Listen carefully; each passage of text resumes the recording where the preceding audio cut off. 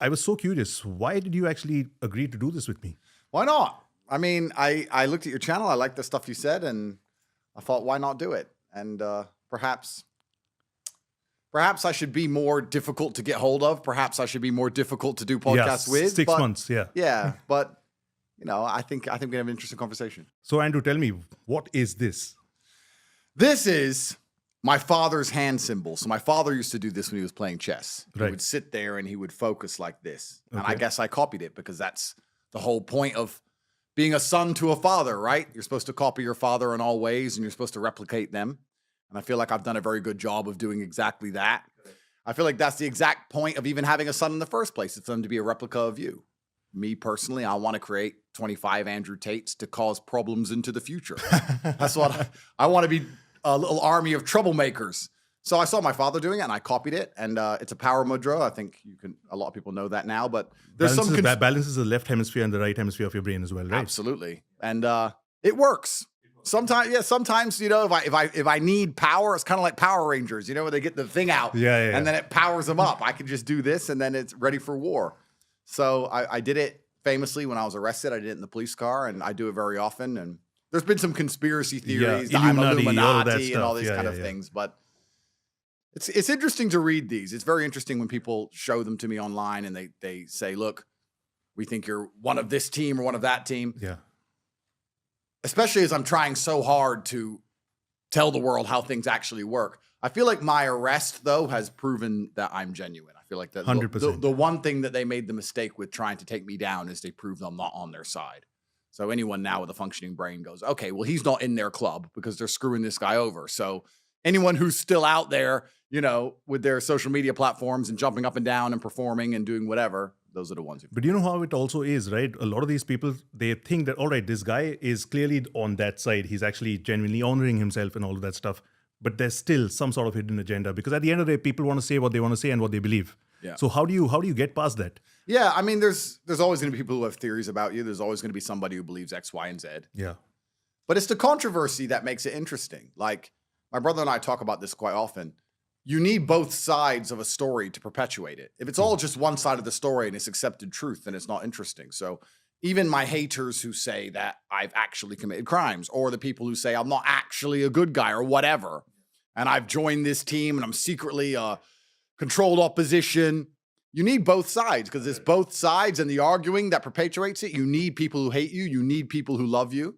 And all my haters do a fantastic job of keeping me extremely relevant, and I have to thank them for that. So I have no concerns for certain people in the world disliking me. In fact, I'm very aware that that's an important side of the coin, and I'm glad they exist. Yeah. And I'm glad that I can't imagine doing it, right? Because I wake up every day and I have things to do and I have a very busy life and I'm trying to be successful and I have beautiful children and wives to see, cars to drive. I have interesting things to do. But if people want to wake up and dedicate their life towards hating me and trying to take me down, which of course just adds hot air to my balloon, then I'm going to take it. Thank you very much. I mean, you're unpaid members of staff and they do a fantastic job. So tell me, what is your opinion about India? What was your visit like in Mumbai? Yeah, that's a very good question. So I wish I knew you when I went, and I'm actually going to ask you a question, sir. I want you to tell me what India's like, but because I got there and it wasn't like I expected it. Firstly, it's not cheap. I stayed in the Four Seasons and I spent the same money in Mumbai as I did in Dubai. Yeah. It's very expensive. True. Which didn't matter, but I guess that just surprised me. Yeah. And then traffic's crazy. Were you as successful as you are today? No. I don't think so. No. At that point. It was many years ago. Traffic's crazy. I had no idea where to go, what to do. And I think it's a metaphor for the entire world and life as a whole. It's not where you are, it's who you're with. Yep. It's the same for every city. It's the same. Even just to quickly go back, this summer I spent the entire summer on house arrest and I had the best summer of my life. The best summer of my life because there was like 20 of my friends living in this massive house, pool party every day. Yeah, I was seeing those videos of yours online as well. Yeah, it was amazing. So it's not about where you are, it's who you're with. I'm sure Mumbai could be a lot better than I experienced, but I didn't know what I was doing. It's really good. It's really fancy, but once again, like I mentioned earlier, it is the Matrix, right? You have every type of human being over there. Yeah. So staying centered is very, very crucial. Yeah. You have to be you. You just can't allow yourself to be taken for a ride. Do you think it has like you're saying it's very fancy. It has like a Dubai vibe if you know where to go. There's all this high-end stuff and high-end bars. And yeah, you've been there, you've done that. So you know what that's like. So Mumbai is definitely not a place that would fascinate you anymore. Whereas there are a whole bunch of places in India that you'd love exploring. Yeah. Like there's Kashmir. It's beautiful. It's like Romania, isn't it? Yeah. Then we have a whole bunch of other places like Rajasthan, Jaipur, culturally very, very rich. And it's such a big country. It is huge. It's very diverse. Yeah. It is very, very diverse. Like even in Mumbai, you must have seen the Four Seasons. Right besides that, there's a slum. Yep. Yeah. So that's Slumdog Millionaire for you. Yeah. And you go. I was in Mumbai, and people are like, "When are you going to go see the Taj Mahal or Taj Mahal?" That's I'm like, Agra. Yeah. I'm like, it's far. People think India is all like, yo, you just go to Mumbai and you see it all. Bro, the You need minute a minute you're out of this whole mess that you're presently in, Yeah. I'd like to bring you over to India, man. And I will accept that invitation, but I have a feeling this mess is going to morph and change and continue for quite a while. Do you think you actually call this upon yourself at times? Because I've always seen that, it's like a self-fulfilling prophecy also. Yeah, people say words are powerful, and I understand that. But I also knew what was going to happen. I truly believed it was going to happen, and I thought by preempting it and making it clear that it's all a setup, it'll make it very easy for the obvious thinking person to understand what's going on. So I know that words are powerful, but I have a very interesting view on that, to be honest, because I often say things which I perhaps shouldn't say. I don't know if I'm goading the universe. I don't know if I'm challenging them. But I don't operate from a realm of fear, so I'm just not afraid to say certain things, whether they come true or not. But I knew what they were going to do eventually. I knew it was going to happen. There was no way that they were going to allow me to continue to be as relevant as I was, saying the things that they don't want me to say. Correct. And that's what the law has. That's what the government has. That's how the matrix works. They have law. That's all they have. A government solution to everything is law. If you go to a government and say, we have a problem, they say, okay, pass a law that fixes the problem. So, and then they have the legal system. So if you upset them, they just get the legal system. They set the dogs on you. So it was very obvious play, which I knew was going to happen. And now it's evolving, and we're going to be in this process for quite a long time, and multiple countries are involved, and who knows how long it's all going to last. And the great thing about all of it, the truly amazing thing about it is, at the end of it all, whether I'm innocent or guilty, they can't give me cancer. They can't put me in a car crash. Right. They can't do anything that's genuinely I mean, there's people out here in the world today who are experiencing terrible things all day, every day. The worst they can do is put me in jail. And I had a pretty good time in jail. Yeah, I mean, I have no problems going to jail. It doesn't bother me at all. I'm not going to ask you any jail questions, man. I've seen that. I've studied that too Yeah, long. it's been done a bunch of times. But yeah. The punishment for all of this garbage really isn't scary. In fact, it's quite... I know this sounds insane, but the idea of going and spending some time in jail, I find quite tempting and reassuring.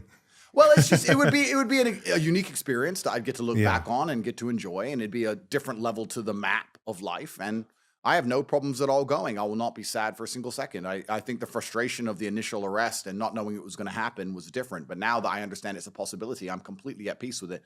In fact, I'm kind of tempted by it. It'd be very interesting to go. I think it'd be a cool story. You don't get to come to India then, man. I'll come to India afterwards. That's the thing. I'm a young man, right? I'll come to India afterwards. I mean, I'm not that young. I'm 37. But Bro, I'm 35. See, you're young. Yeah, I am. I'm old. No, you are, bro. He's 37. He looks younger than me.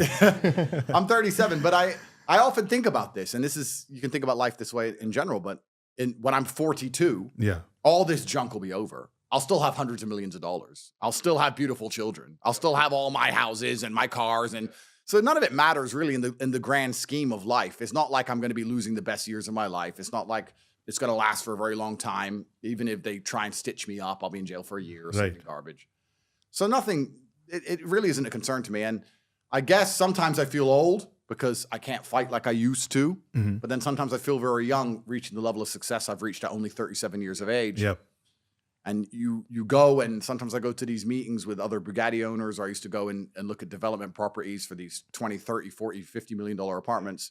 And everyone there is 50 plus, 60 plus, gray hair. Yeah, this was in Dubai? This was in a few different places, Right. Dubai and Germany, a few different places. And I'd walk in there and be the youngest man by a mile, and I'd say, oh, maybe I am still young. Story of my life, man. Yeah, well, there you go. And usually youth comes with a lack of wisdom, but I try very hard to make sure that's not the case. And then you have unlimited energy in your youth. And if you're wise enough at a young age and you have the energy of youth, then you can do You can do a lot of things. How did you overcome all this fear of yours? Because, doing this interview right now, I don't want to call it an interview. I'm just going to call this a tete-a-tete, right? Yeah. Because it helps me calm my nerves as well. Yeah, I'm not going to make it that elaborate. Yeah. But at the same time, I'm telling myself, how has this man actually overcome all of his fear? I'm overcoming myself right now in the midst of this interview with you. Well, I'm not sure I've overcome all my fears. I think that fear actually increases your ability to perform in many ways. Correct. I think that being scared is a fantastic thing in the right scenario. If you're not afraid, then you're not sharp.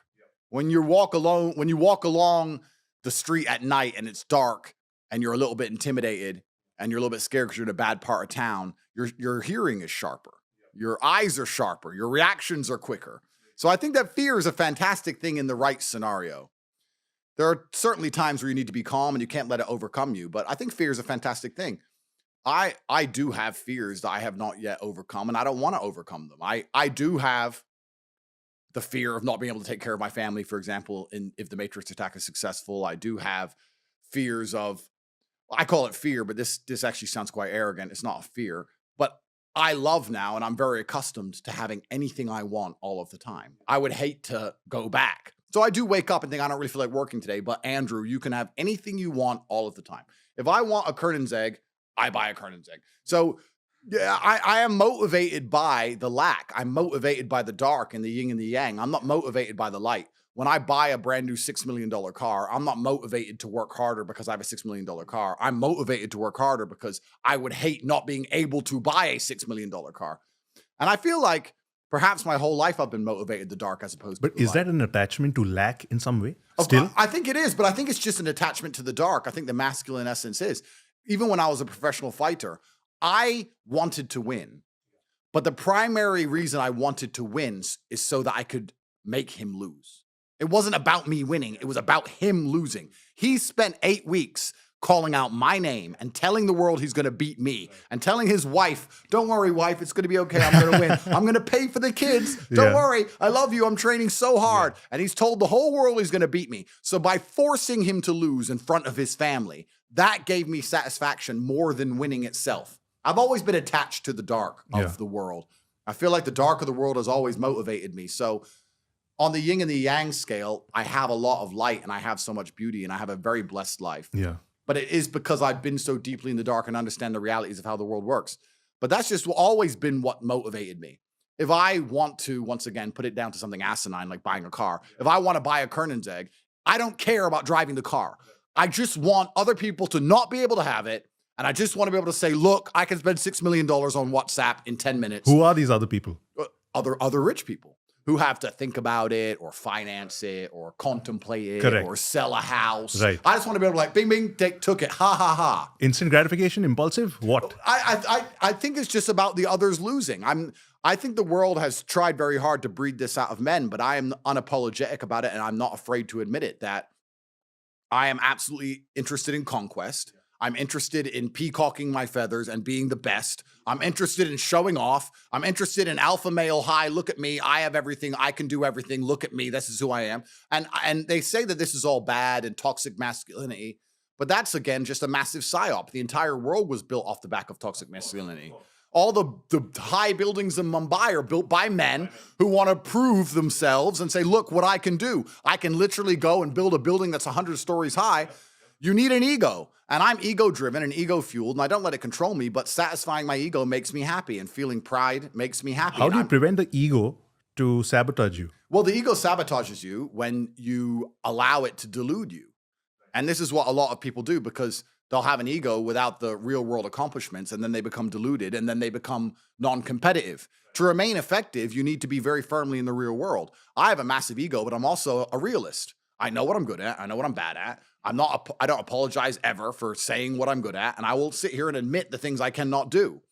But as long as you have feedback that you're going to take on board and you have a good team around you and you're also self-analyzing all the time, then you can remain a realist and an egotist, and then I think you'll do very well. The masculine ego has built the entire world. It's the reason nearly every single man ever went to war and conquered anything.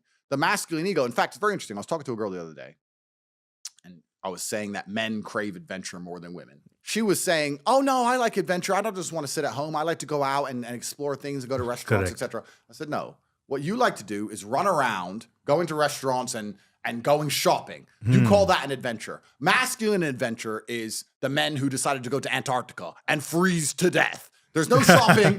There's no sushi. Yeah. They just felt like they had to do it to satisfy their ego and to place their names in the history books. True. So there's something inside of every man that feels that, and they try and breed it out of men because they're afraid of that masculine spirit, because that masculine spirit is hard to conquer, and they want to conquer us all. But I have no problems admitting that I am motivated by the dark of the yin and the yang, and I have no problems admitting that my ego motivates me and that I'm motivated by pride, and I like to feel proud, and I do things that allow me to feel proud. And as long as I stay realistic and I don't become egocentric, then I feel like it makes me as competitive as possible. So you keep upskilling yourself?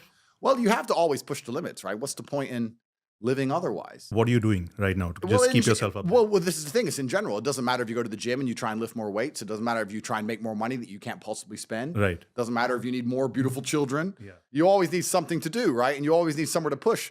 They say when you retire, you die. I would argue that's probably true. Or sharks die. No, when that's they true. stop swimming. That is true. Of course it's true. Yeah. So I think there's a lot of men out there who perhaps are battling with themselves because the matrix and system has told them, no, you're not supposed to think that way. You're not supposed to be that way. You're egotistical. You're driven by pride. You should get rid of all that. And you should, I don't know what, become soppy goo instead, just some porridge mess that the matrix can program. But no, you're supposed to wake up and look in the mirror and say, this is my name. This is who I am. I'm going to be the best version of myself. And everybody's going to respect me. And I'm going to force them to, because that's the way the world works. Respect can be squeezed out of people. They don't have to like you. You can't squeeze someone liking you. You can't grab space-time from the universe and force everybody to like you, but you can force everybody to respect you, whether they want to or not. All of my haters respect me. They sit there, this guy's so bad, so bad, so bad, but they can't say I'm unsuccessful. They can't say I'm not intelligent. They can't say I'm not rich. I'm still worthy of all their time and attention. They've dedicated their lives to me, so I've forced them to respect me. If I was a nobody, then they wouldn't be reporting on this garbage case of mine. So you can force respect from people, and this is actually most observable with women. There's a whole lot of women who are dating men they don't even like. Yeah. And they're sleeping with men they don't even like, but they respect him. Because it's the security that they offer, right? That's right. The security they offer and the respect. And they can say, I don't even like him that much. In fact, I hate him, but I just do as he says. Why is that? Because they respect you. So I'm driven by that. And I guess, I've talked to psychiatrists, and there's some psychiatrists who would argue that it's insecurity to feel like you need to prove yourself to the world all the time. And I think that's part of the psyop. They convince you you're insecure if you want to prove you're capable. If you want to prove that you're different and intelligent and interesting, you're insecure. They always say that you're born abundant any which ways. Then why is the rest of the world poor? Well, there you go. Yeah. But they say you should have no interest in what people think about you.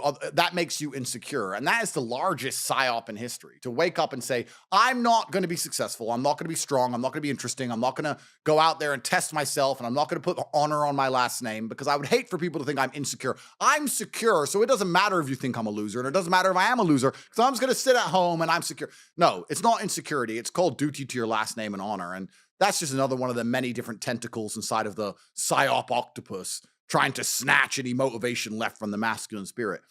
If I was a man who was unsuccessful and I hadn't met my physical capability or my financial capability or my mental capability or my spiritual capability, I would be insecure. I would sit and say, this is a failed version of who Andrew Tate could be, and I'm not happy with who it is. And I think that every man should be like that, so he gets up off his ass and does something. But how do you have such incredible self-worth?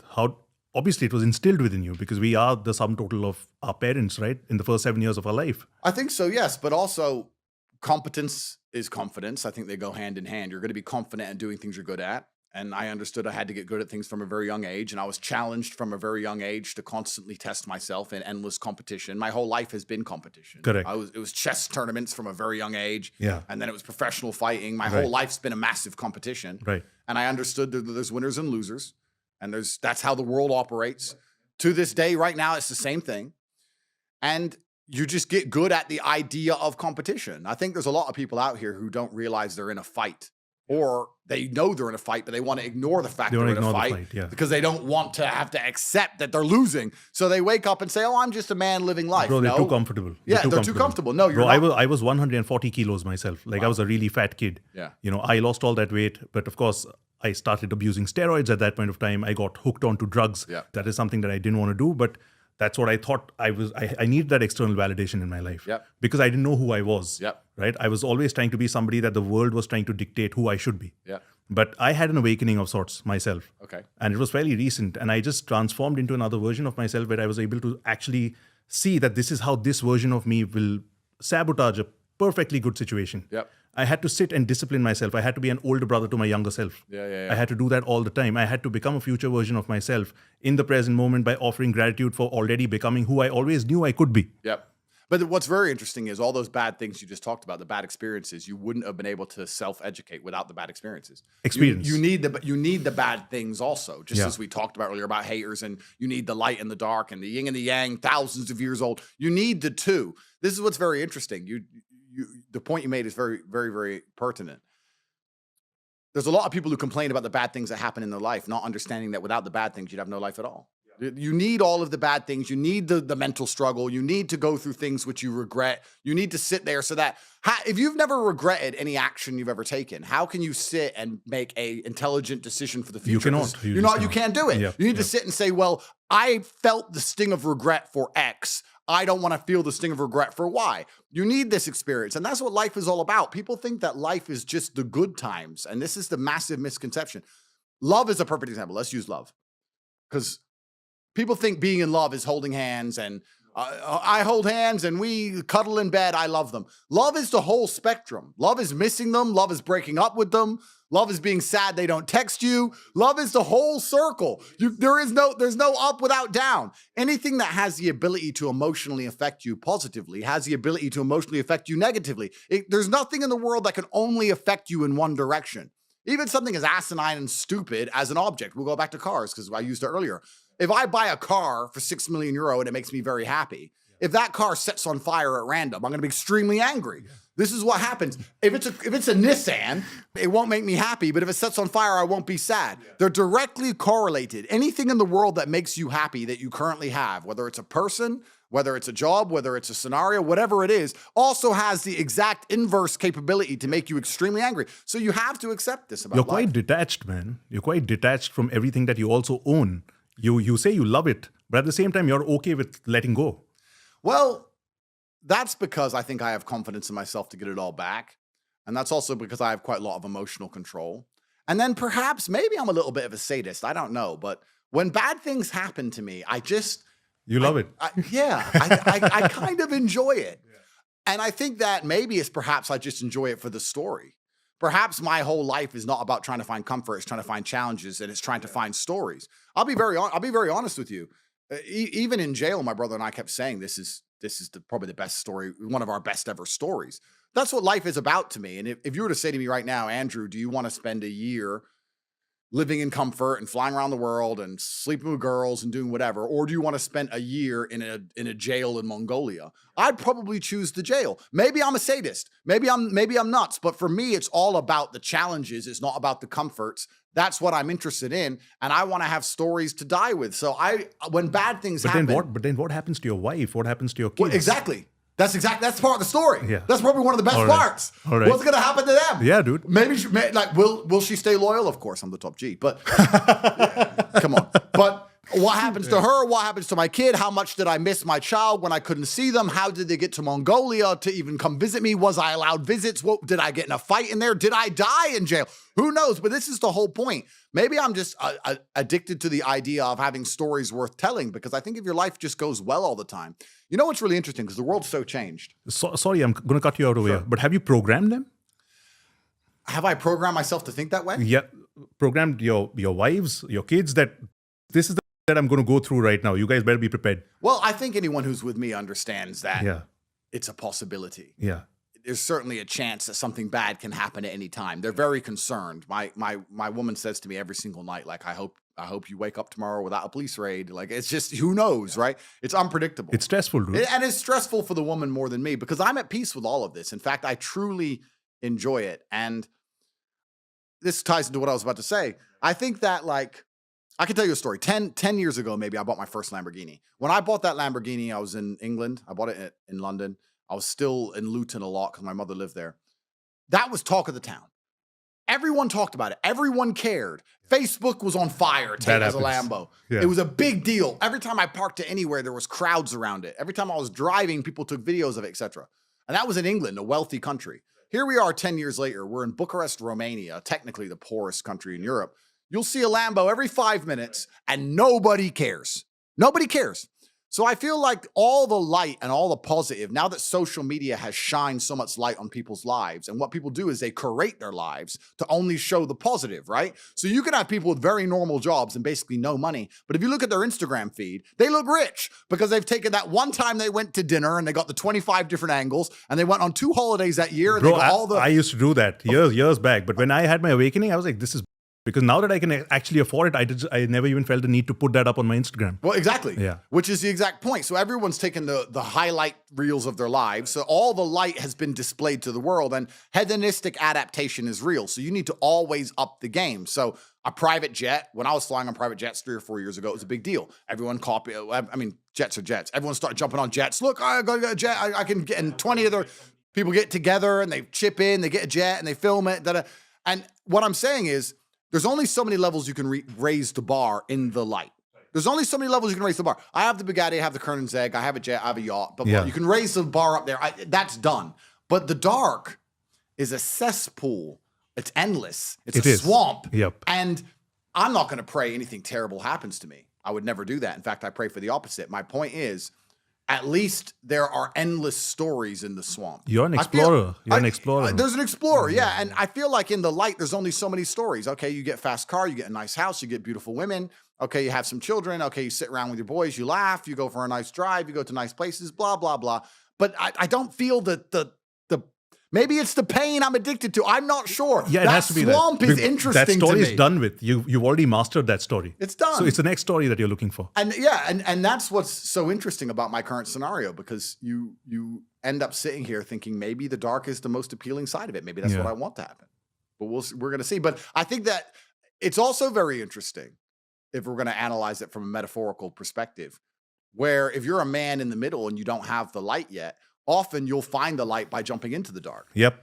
What does Newton say? They're equal and opposite force. The deeper you go, if we imagine, let's imagine the yin and the yang. Let's imagine there's a line in the middle and you have the light and you have the dark underneath it. If you're standing in the middle, the deeper you'll dive into the dark, it's like coiling a spring. The higher you'll bounce back into the light. This is what's happening right now. Exactly. And this is also why I became successful in the first place, because I've always been capable of fighting and going through pain and dedicating myself and doing difficult things and having hard things happen to me and being emotionally regulated. So perhaps what's so interesting about it is, even if I want the dark, no matter how deep I dive into it, no matter how much mess I try and get myself in, I'm just going to end up springing back and having more fans and more followers and more people talking about me and more social media. Bro, and it's the emotional regulation that I'm worried about. I'm like, how the hell does this guy do it? Well, how do you manage that? Yeah, for me, it's relatively easy because it's a new dark again. It is, but that's part of I'm looking for the journey. I don't want the comfort. I want the challenge. I'm looking for the journey. So no matter what bad is happening to me, part of me is always going to sit there and detach myself from myself and analyze it from the third person and say, wow, fantastic. This is going to be a great opportunity for you. It's a great opportunity for you to prove yourself to yourself and prove yourself to everybody else and prove yourself to God. And I think that that's what's truly appealing about life for me. And I don't think it's even that unusual. I mean, people look for adventure. Let's look at those poor billionaires who went on that submersible sub. They have all the money. Yeah. They've been everywhere. They've had every position you can have in. They've driven every car. They've done it all, right? So what's left? Well, they want to challenge themselves and take a risk. They knew it was risky. That's why they wanted to do it, because it was risky. I don't find things like that appealing. I don't find the idea of risking my personal safety as regards to going to space or going into the ocean appealing. I find it more appealing to allow God and allow life to put me in scenarios where I need to prove the mettle of my character by absorbing all of the negativity around me and converting it into light. I like the idea of jumping in the swamp and swimming down to the bottom and touching the floor and coming up without a drop of dirt on me and saying, look, that's how bad life can get. Here I am, Mr. Rich and Mr. Successful. So I have a different view of it, but I'm very, very fortunate that I'm I mean, I'm sure God's going to give me the scenarios I'm looking for. He's going to give me the good and the bad, and they go together. And anybody at home who is in a negative scenario or in a negative situation who's complaining needs to understand that they need to embrace it and use it as a springboard, because there's no light without dark, and they're equal and opposite forces. I think it's Newton's third or second law. If you push against something, it's pushing back against you. This is how the universe works. Resistance. Resistance, absolutely. What is will? What is will? Well, I've analyzed this at length. Are some people born just to be certain ways, or are they trained to be certain ways? Is it nature or is it nurture? I guess you could argue a case for both. If you have a strength of will, then it's, I guess, an illogical obsession with X. And I think that you, as a man especially, should always have a degree of illogicality about you. If you're too logical, the thing is with rationalization and being logical is that you can talk your way out of something so easily. It's very easy to say, why be a professional fighter? I could get brain damage. Is it worth it? No. Why drive fast cars? I could crash. Is it worth it? No. Why? You can very easily rationalize inaction. You can always rationalize cowardice. We just saw this with, right? You had a whole bunch of people who took, because they rationalized it. Where's the paperwork says I should, and the data from the scientists, and they rationalize it, right? So you can rationalize doing the cowardly choice. Being brave is nearly always illogical. So to have strength of will, you need to be an illogical person. And to be a good man, you need to be illogical. To wake up and say, this doesn't particularly make sense, but this is what I want to do. Bro, that is exactly what I did, because a lot of people said that you've taken all the steroids in the world, but you don't want to take this? Yeah. I'm like, no, it just doesn't make sense to me. I don't know. Something happened, man. 2019-20 was a bit of a portal, is what I kind of believe. I think I woke up and I was able to successfully see through what you've been seeing for a while. Yeah. Exactly. Yeah. And the holes in the matrix. And then you have to sit and say, okay, well, now we know how they operate, and these are the most powerful people on earth, and they have the legal system at their disposal. It would be illogical for me to sit here and argue with them. Yeah. But I guess you need strength of will. You do. And if you take a man who's not illogical in any way, I think they're not very good at being men. Men are determined by what they believe, and they're determined by their duty and their honor and their illogical obsession with it. And that's what I would say will is. Yeah. Bro, that's a beautiful answer. Thank you. I'll take it. Thank you. Why do you think that the society that we're in at present is purposely trying to emasculate men in general? Oh, I think that's there's two answers to that. Yeah.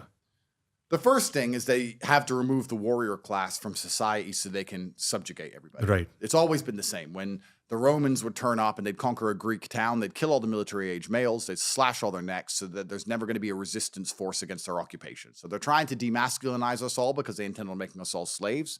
And they don't want men who are going to stand up and resist against them, men like me saying things that they don't like. So they want to just basically turn everyone into eunuchs and cucks. So they sit there and allow that that's what they want. They want you to give up your women and give up control of your family and give up control of your children's minds and give up control of your land to foreign invaders. Yep. And they want you to just sit there and accept it all. So they have to remove the masculine spirit, because anyone who's remotely masculine is going to say, no, this is my country, my land, my town, my wife, my kids, my house, and you're not going to control any of them, and no one's going to take them off me. So they have to remove that. But also, I think another reason is when laws are made, it's quite annoying that they have to make laws for the group. They can't make laws for the specific. They have to make laws based on the lowest percentile of the population. Yeah. I talked about speed limits with this, and it's a very easy example, but I have world champion athlete reflexes. I've done thousands of hours of professional driver training. I have 60 cars. I drive them every day. I am passionate about driving. I have vehicles which can stop at twice the speed a normal car could stop at. The speed limit for me should not be the speed limit for everybody else. I'm better than everybody else in a better machine. But they can't do that. They can't say the speed limit is 50, but Tate can go 100 because Tate is exceptionally intelligent, genius IQ, has an SF90 that has carbon ceramic brakes. He doesn't drink alcohol. He doesn't take drugs. So Tate can do 100 and you have to do 50. They can't do that. So what they say is we have to make a speed limit for everybody. So the 50 speed limit is based on the woman who drinks on the weekends, who doesn't even like driving, who doesn't pay attention, who listens to her music too loud and does her lip gloss in the mirror as she drives. So they have to make the limit based on the lowest percentage of performers. Right. a group can only move as fast as the slowest member. Right. So when they make any law, they have to come along and say, who are the lowest performers? Who are the biggest losers in society? Because we have to accommodate for these people. Very, very true. And we have to punish the other people at the top by making this big group law where you have to accommodate for the losers. So you're saying, why is masculinity under attack? Well, they're coming along saying, well, for the group, what's going to be good for the overall group? We don't want certain people to be monumentally successful. We don't want certain people to be outside of this percentile. We don't want certain people to be outside of this parameter. Let's just make a law for the overall group. Let's make rules for the overall group. And they haven't sat there because, I mean, I have to give feminists, although they're idiots, I have to give them credit. I understand what they're trying to do. Feminists, I understand what you're trying to do, but in typical female fashion, you f***ed it up. Because what they're trying to say is toxic masculinity is a man who gets very angry and is big and aggressive and gets mean and then loses his temper at his wife and beats his wife up. That is toxic masculinity. I agree. So then they say men shouldn't be big and aggressive and mean. But that doesn't work because you need big, aggressive, mean men to protect women. You need big, aggressive, mean police officers and soldiers. So they've come along saying, for the group, we need to make everyone not be big, aggressive, and mean anymore because there's a couple idiots who are big, aggressive, and mean and beat the shit out of their wife. That is the wrong solution. It's a generalization. It's a generalization. Yeah. It's the generalizations that they're scared of, was they don't understand the best men on the planet are big, aggressive, and mean. Those are the best men on the planet. Those are the men they need most. Feminists need big, aggressive, mean men to protect them for their points of view because they can't protect themselves, meaning they have no point of view without men, meaning feminism's a masculine movement anyway. It is. The whole world is a masculine movement because men are the only ones who can defend an idea. If you can't defend an idea, you don't have an idea.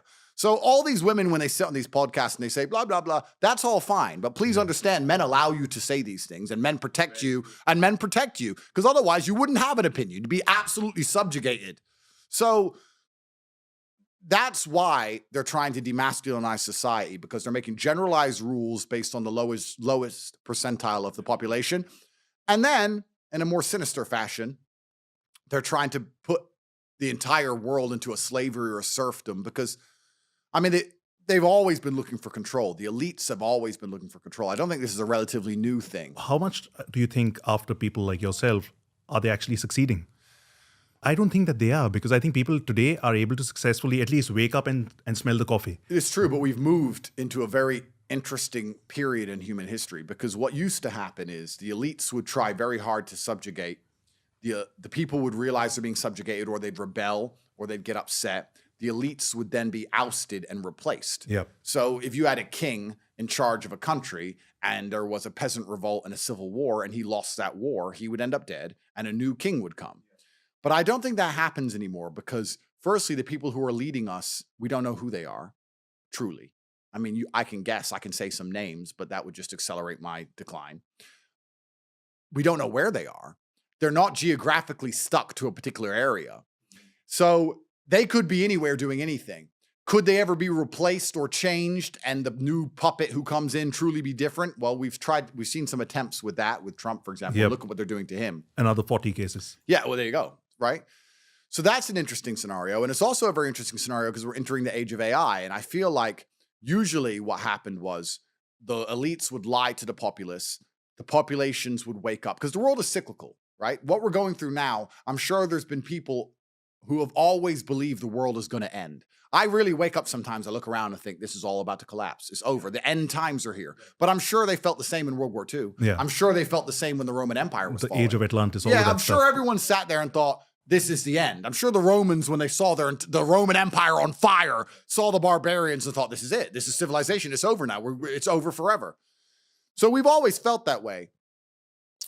But I've sit and realized that what would happen is in this cyclical system is that the peasants would rebel against the elites and the elites would be replaced and the elites would come in with perhaps truthful intentions and over time would begin to lie and they'd continue to lie and lie and lie and lie until eventually the population would once again fight against the elites and the elites would be replaced and they'd come along with a version of truth and they'd lie and lie and lie and lie. But now we're entering a period because they've pushed it too far. They've lied too much. Every single thing they say is a lie. Every single system is broken. Nobody stands a chance of getting out the matrix. You're never going to be able to pay off your house. You're going to stay poor forever. Everybody's upset. Everybody wants to rebel. But we can't replace our elites very easily, one. And two, I feel like we've moved paradigm from lying to just brutal force because I think AI is going to be used to force everybody to comply. So it's interesting. In only 10 years ago, Do you also think that the elite have sabotaged their own situation by building AI? Well, that's another conversation. Whether AI will become sentient and take them down, I'm not Skynet, sure. right? Yeah, Skynet. And that's very scary to me. But 10 years ago, if they want the population to comply with something, they had to lie to you and convince you to do it. And I feel like we're now moving into a new age where they don't need to lie to you. They don't need to convince you to do it. Soon it's going to be, we don't care if you want to do it or not. Do it. Otherwise, you're not going to get your food parcel delivered to your 15-minute city pod. It's just going to become brutal force. And they can use AI to do that with police. Once the police are robotic and once they control everywhere we go, once facial recognition cameras are everywhere, once all the cars are electric and once the money's electrical, and once a lot of the populace become useless, which is going to happen by AI as well. All the low-skilled jobs are going to be replaced. The average man's not going to be able to compete in the labor market. It's already begun. That's right. So it's going to be a form of communism where you need the government to feed you, and they're only going to feed you if you get the injections they tell you to get. Otherwise, you're not going to get your food allocation. And they're not going to sit there and say, you should get the injection. It's safe and effective. They're going to say, you should get the injection or you're not going to eat. So we're moving to a new era now, a new age where they no longer need deception and sugar-coated lies, and they can rely on brute force and brute computation to force you to comply. And I think it's actually the most scary version of this circle. We talked about how the world is cyclical. Never before in history has humanity been replaced. There's always been a human element, and that's now being removed. So I feel like perhaps this is actually the end of the world this time. Yeah. And it's scary. And then you have to sit and think, well, how do you protect yourself against these things? And bro, you better get out of this whole situation before AI actually begins to dominate. Well, there we go. There we go. And then how do you protect yourself against these things? Well, you need to know people. You need to have a strong network. And then you need to have a whole bunch of money, because money is the stored time and energy of other humans. But then again, it's about understanding where do you actually allocate all those funds. Well, here you go. This is exactly what I was about to say. You nailed it.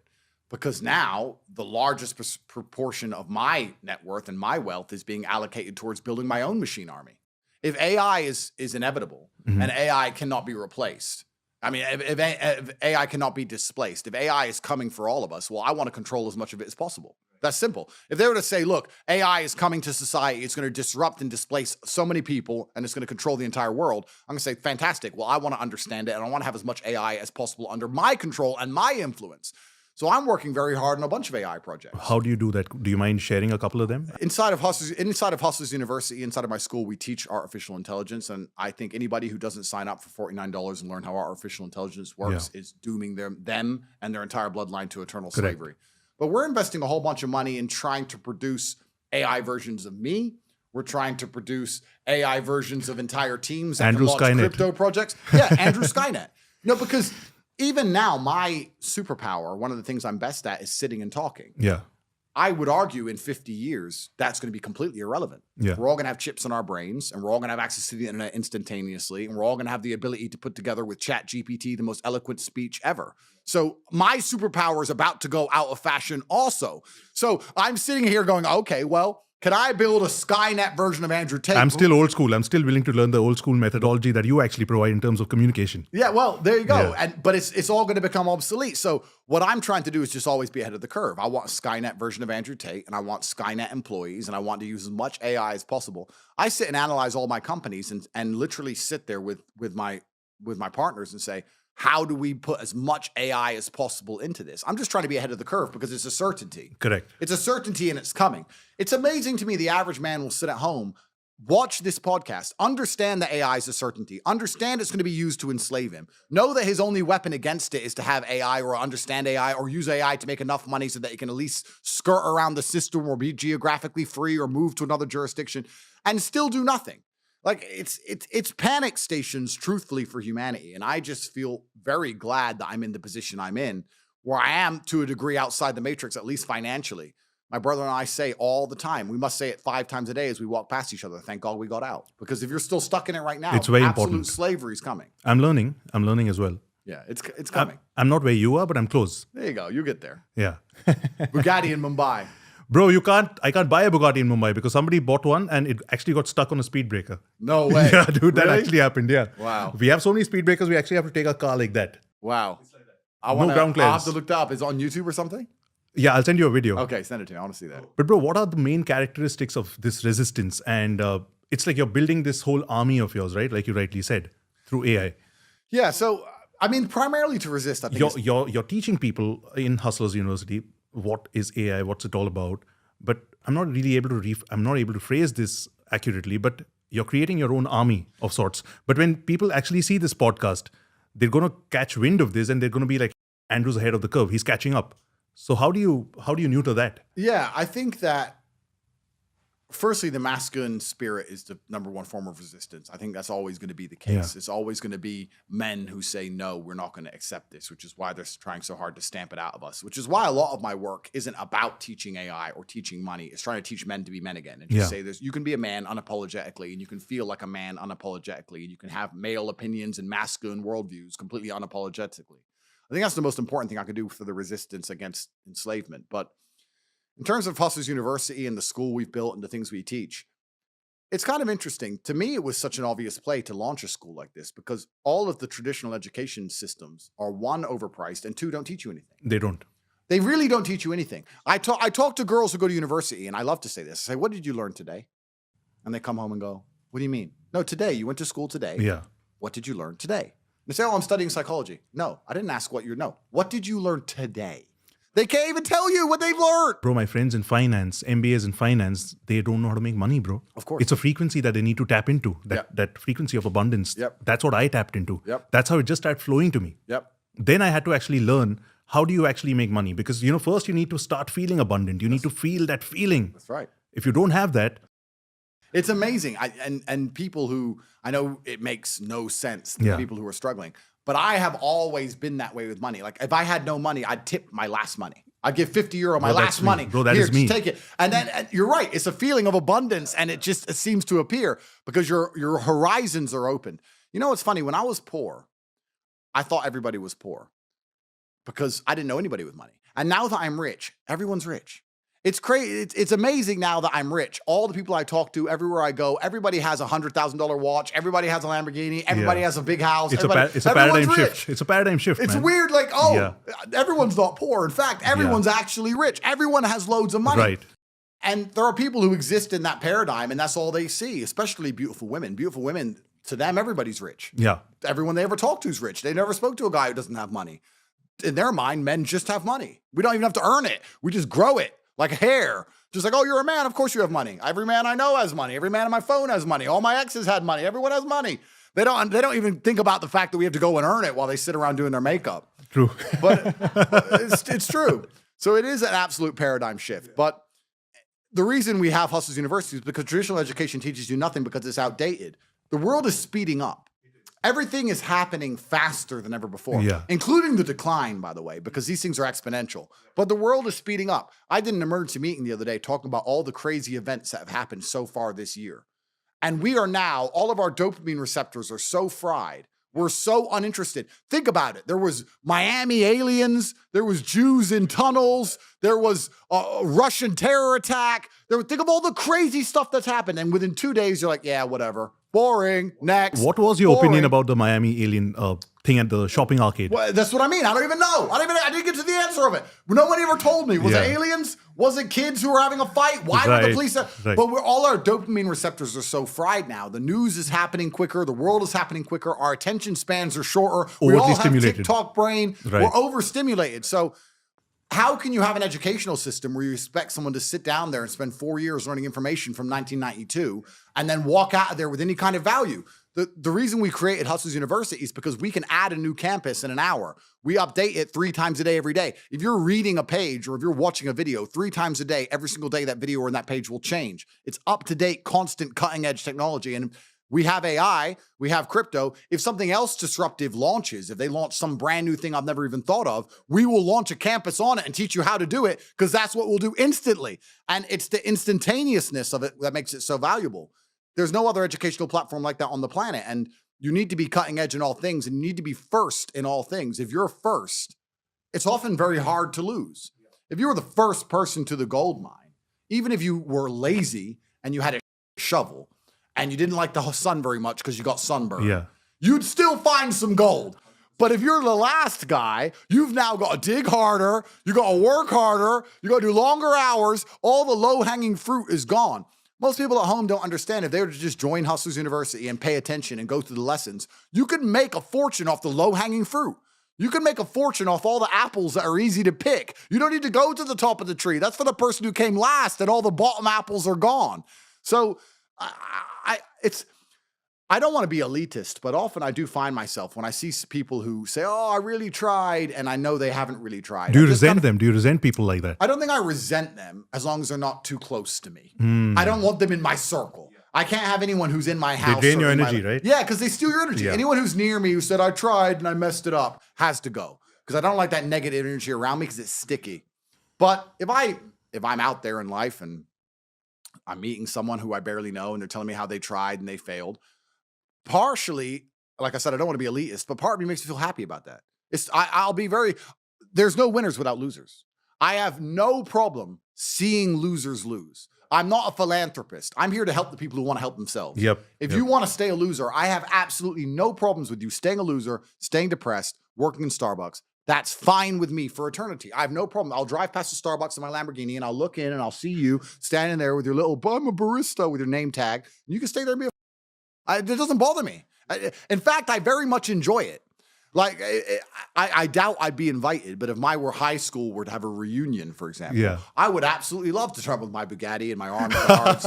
And, oh, what did you do? You do that? Very interesting. And bro, we've actually done that, right? Yeah. We've all done that. Of course, but this is what the masculine essence is. This is why I say they try and train it out of you. They say you're insecure to act that way, or why does he have a fast car? He's small and all this garbage.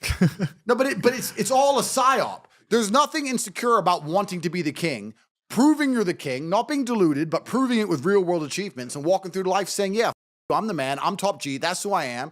I earn it, every single piece of it, head to toe, whether it's the physicality or the finances, none of it was given to me. I did it all myself. I'm top G now. Here are all my wives. They all adore me. Ha, ha, ha. You can't do it. Ha, ha, ha. That's what life's about. Waking up and saying, ha, ha, ha. My life is one big ha, ha, ha. And the greatest thing about it is, even if I go to jail, even if something bad happens to me, because I have the ability to communicate, because I have the ability to tell the story, because I'll be non-emotional about it and not affected, because I'll remember it, it will just be another ha, ha, ha in the end. You could put me in Mongolian jail for a year and I'll come out and all my haters will be like, ha, ha, ha, you went to jail. And I'm like, no, ha, ha, for you. Because I'm about to tell the story and get a Netflix deal, sir. Right. So I still win. I always win. I'll reframe it anyway. So that's what life as a man should be. You should be able to wake up every day and say ha ha ha to all the people who don't like you. Dude, we're going to make a documentary on Andrew now. Bro, that'd be Netflix would be mad, but they need the views now, so they probably will. Because I think somebody else pointed this out. I can't remember where I saw it, but it's very interesting about Netflix's business model, going back to money quickly. Talking about how much money they spend producing content. Yeah. And how quick. And then I watched that saying it was a very short, it was a YouTube short. Yeah. About how much money Netflix spends producing content. And then that day I was working all day and my girlfriend was on the couch and she was watching Netflix all day. And by the time I'd finished an 8-hour work, I said to her, what have you watched today? She goes, oh, I watched this series and I watched this series and I watched this show. And I Google up the cost of these series and this show. I was like, you've torn through like $130 million worth of programming in a day. Yep. Whereas if you watch YouTube all day, you're tearing through a couple $1,000s worth of programming. Right. So Netflix can't produce programming as cost effectively as social media sites can. And in the long term, that's why they're going to lose and be destroyed, supposedly.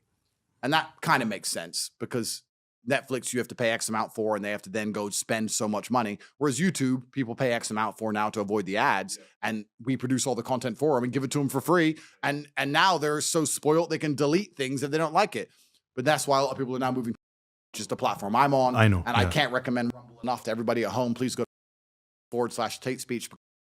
You can say anything you want. I follow you, man. I get emails from you guys. Absolutely. You get to build your house on stone as opposed to sand. With YouTube, you can build up a big channel and you can upset them and they'll take it off are you you. listening? Listen to this. That's right.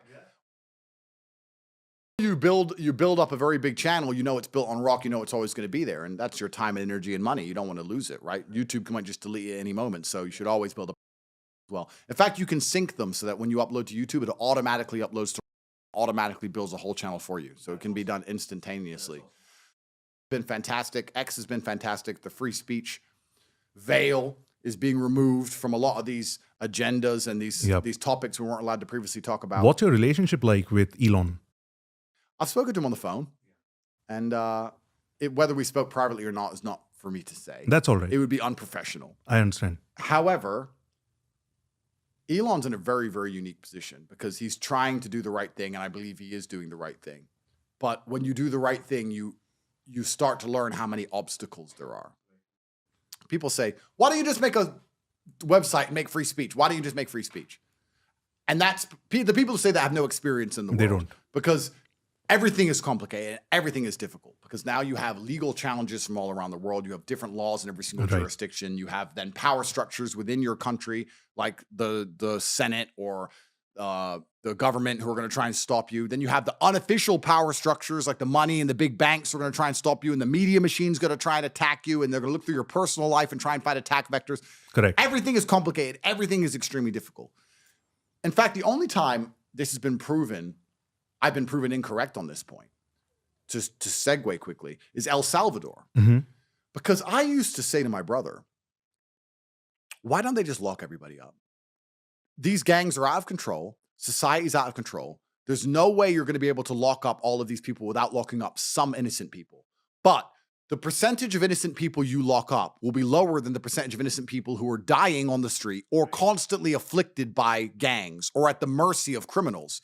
So it's still better overall for the innocents. I understand there's going to be an individual innocent who ends up in jail who doesn't belong there, but in the generalized for society, grand scheme of things, it's better to be in there. Yeah, you have to do something to fix this. Now, as said, there's going to be one particular innocent person who goes to jail who shouldn't have been in jail, and that's going to be bad for him. He's going to have a bad life story. But for the good of the country, sometimes innocents have to die to sacrifice for the good of the country. Why don't they just lock everybody up and actually fix this?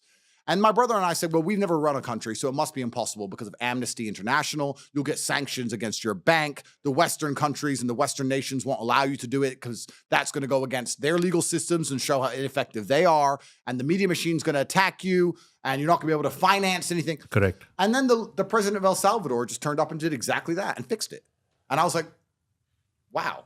Because I thought there'd be something to stop him. I thought something would just stop him. I was like, it can't just be that simple. Turns out it is actually that simple. And he also adopted Bitcoin, which is another big FU to the international banking cartel. And because this international banking cartel that would have wrecked him for this initially, they would have taken all his money and sanctioned his country and prevented them from transferring dollars. And BlackRock has bought Bitcoin like crazy, man. Of course. Yeah, so crypto's the future anyway, which was a fantastic move for him. But the fact that he just made it simple is an amazing thing. I think it's one of the only times I've overestimated the complexity of a task and believing it was impossible. Perhaps I'm not giving him enough credit because I'm a massive fan of him. I think he's done a fantastic job. Perhaps it was more complicated than I understand, but he managed to pull it off. And Elon's currently in the mess now of free speech is a lot more complicated. Correct. And he's trying to pull it off, but I think he's doing the right thing. But he has your back. Well, he's pushing in the right direction. Yeah. And nobody's perfect, but at least if you're pushing in the right direction, you're trying to do the right thing. But Andrew, like, you know so much that's happening. A lot of people talk a lot of shit about Neuralink and all of that stuff. And of course, you've spoken to Elon. I mean, that's not a conversation that I'm going to pry on. Yep. But what do you think of Neuralink? I'm scared of Neuralink, bro. It's scary. Yeah. I look at all these things, they're scary. I mean, if you're paralyzed, obviously it's life-changing. Yeah. It's amazing. And this is the technology that we're going to end up having, whether Elon develops it or somebody else develops it. That's the way the directions of the world is going. It's just scary to me. It's scary, the idea of having a chip in my brain. That is very scary because who controls that chip? Who can access that chip? What does a hacker do? What does a government do? Is that chip plugged into what? These are all brand new questions. Right. We're entering a brand new world. The whole concept of, the... Yeah, well, exactly. We're entering a brand new world. It's all very scary, but I'm sure that technological advancements have always been very scary to people and they can't be stopped. It's just the way the direction of the world is heading. What can I do besides try and raise my sons to be as perspicacious and strong and honorable and brave as possible? That's all you can do. And allow them, they're going to have to work it out. I mean, they'll have part of my mind. They'll be Tates. So perhaps they'll know things I won't know. Perhaps they'll be smarter than I am and they'll work it out. That's the best you can do. But all that kind of stuff. We'll install Neuralink. Yeah. We'll get the Tate program. Yeah, well, there you go. See, if I can get my AI, that's right. We can get Hustlers University beamed to your brain. Yeah, let's do it, dude. We can get my AI online so you can live your whole life with a Tate in your brain. Imagine how crazy we got to make it hack-proof, though. Imagine how crazy you'd go when you try and skip a gym day and stay in bed, and your Neuralink Tate starts calling you a haram, calling you a brokey. Yeah, it might happen. I really do believe I've had the perfect life.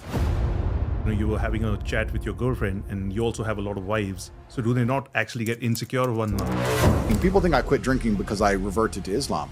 That's not why. And what is the matrix for the common consensus? The Matrix didn't betray the older generation as much as it betrayed our generation. Bro, how do you still manage to stay so relevant? You know, I don't want to be arrogant, but I'm going to.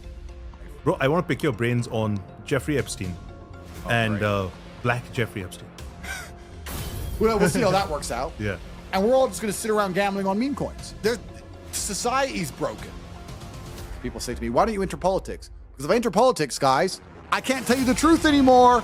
I can't sit here and do this anymore if I enter politics, because then I'm definitely going to jail or I'm definitely getting killed. Russia's killing kids, which is all lies, by the way.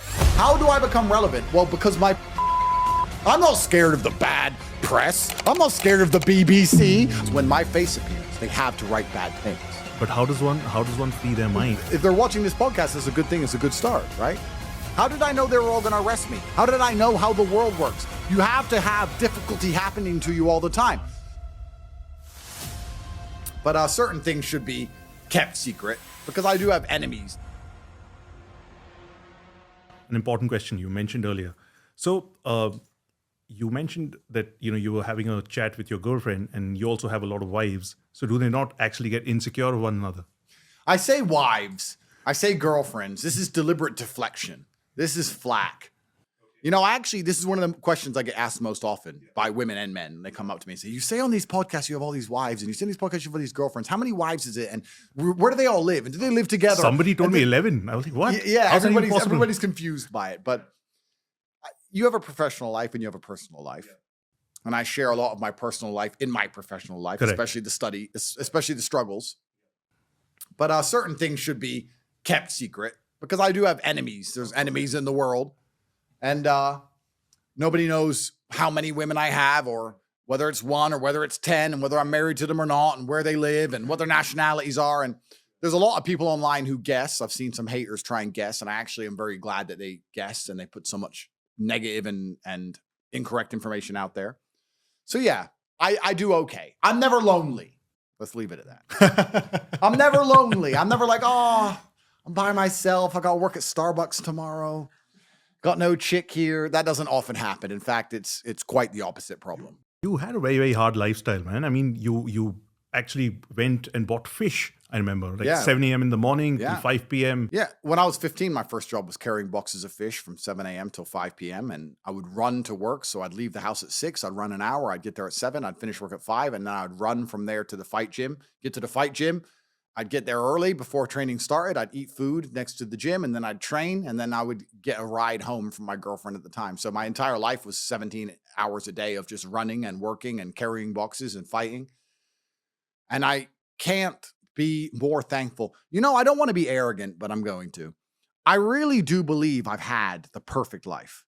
Now, I don't know if that's actually because I have the perfect life or if I framed it that way, but I am so thankful for everything. I am so glad I got to grow up poor, because I wouldn't appreciate money if I didn't. And I'm so glad I got to spend my 20s, that decade where you're as powerful as possible fighting. And I'm so glad I've had difficult jobs and no money. And I'm so glad I couldn't pay my bills so that I appreciate now all the money I have. And I'm so glad I had the parents I had. And I'm so glad all these bad things happened to me, but enough good things happened. And I just really feel like it's been the perfect path. And I think back on that job.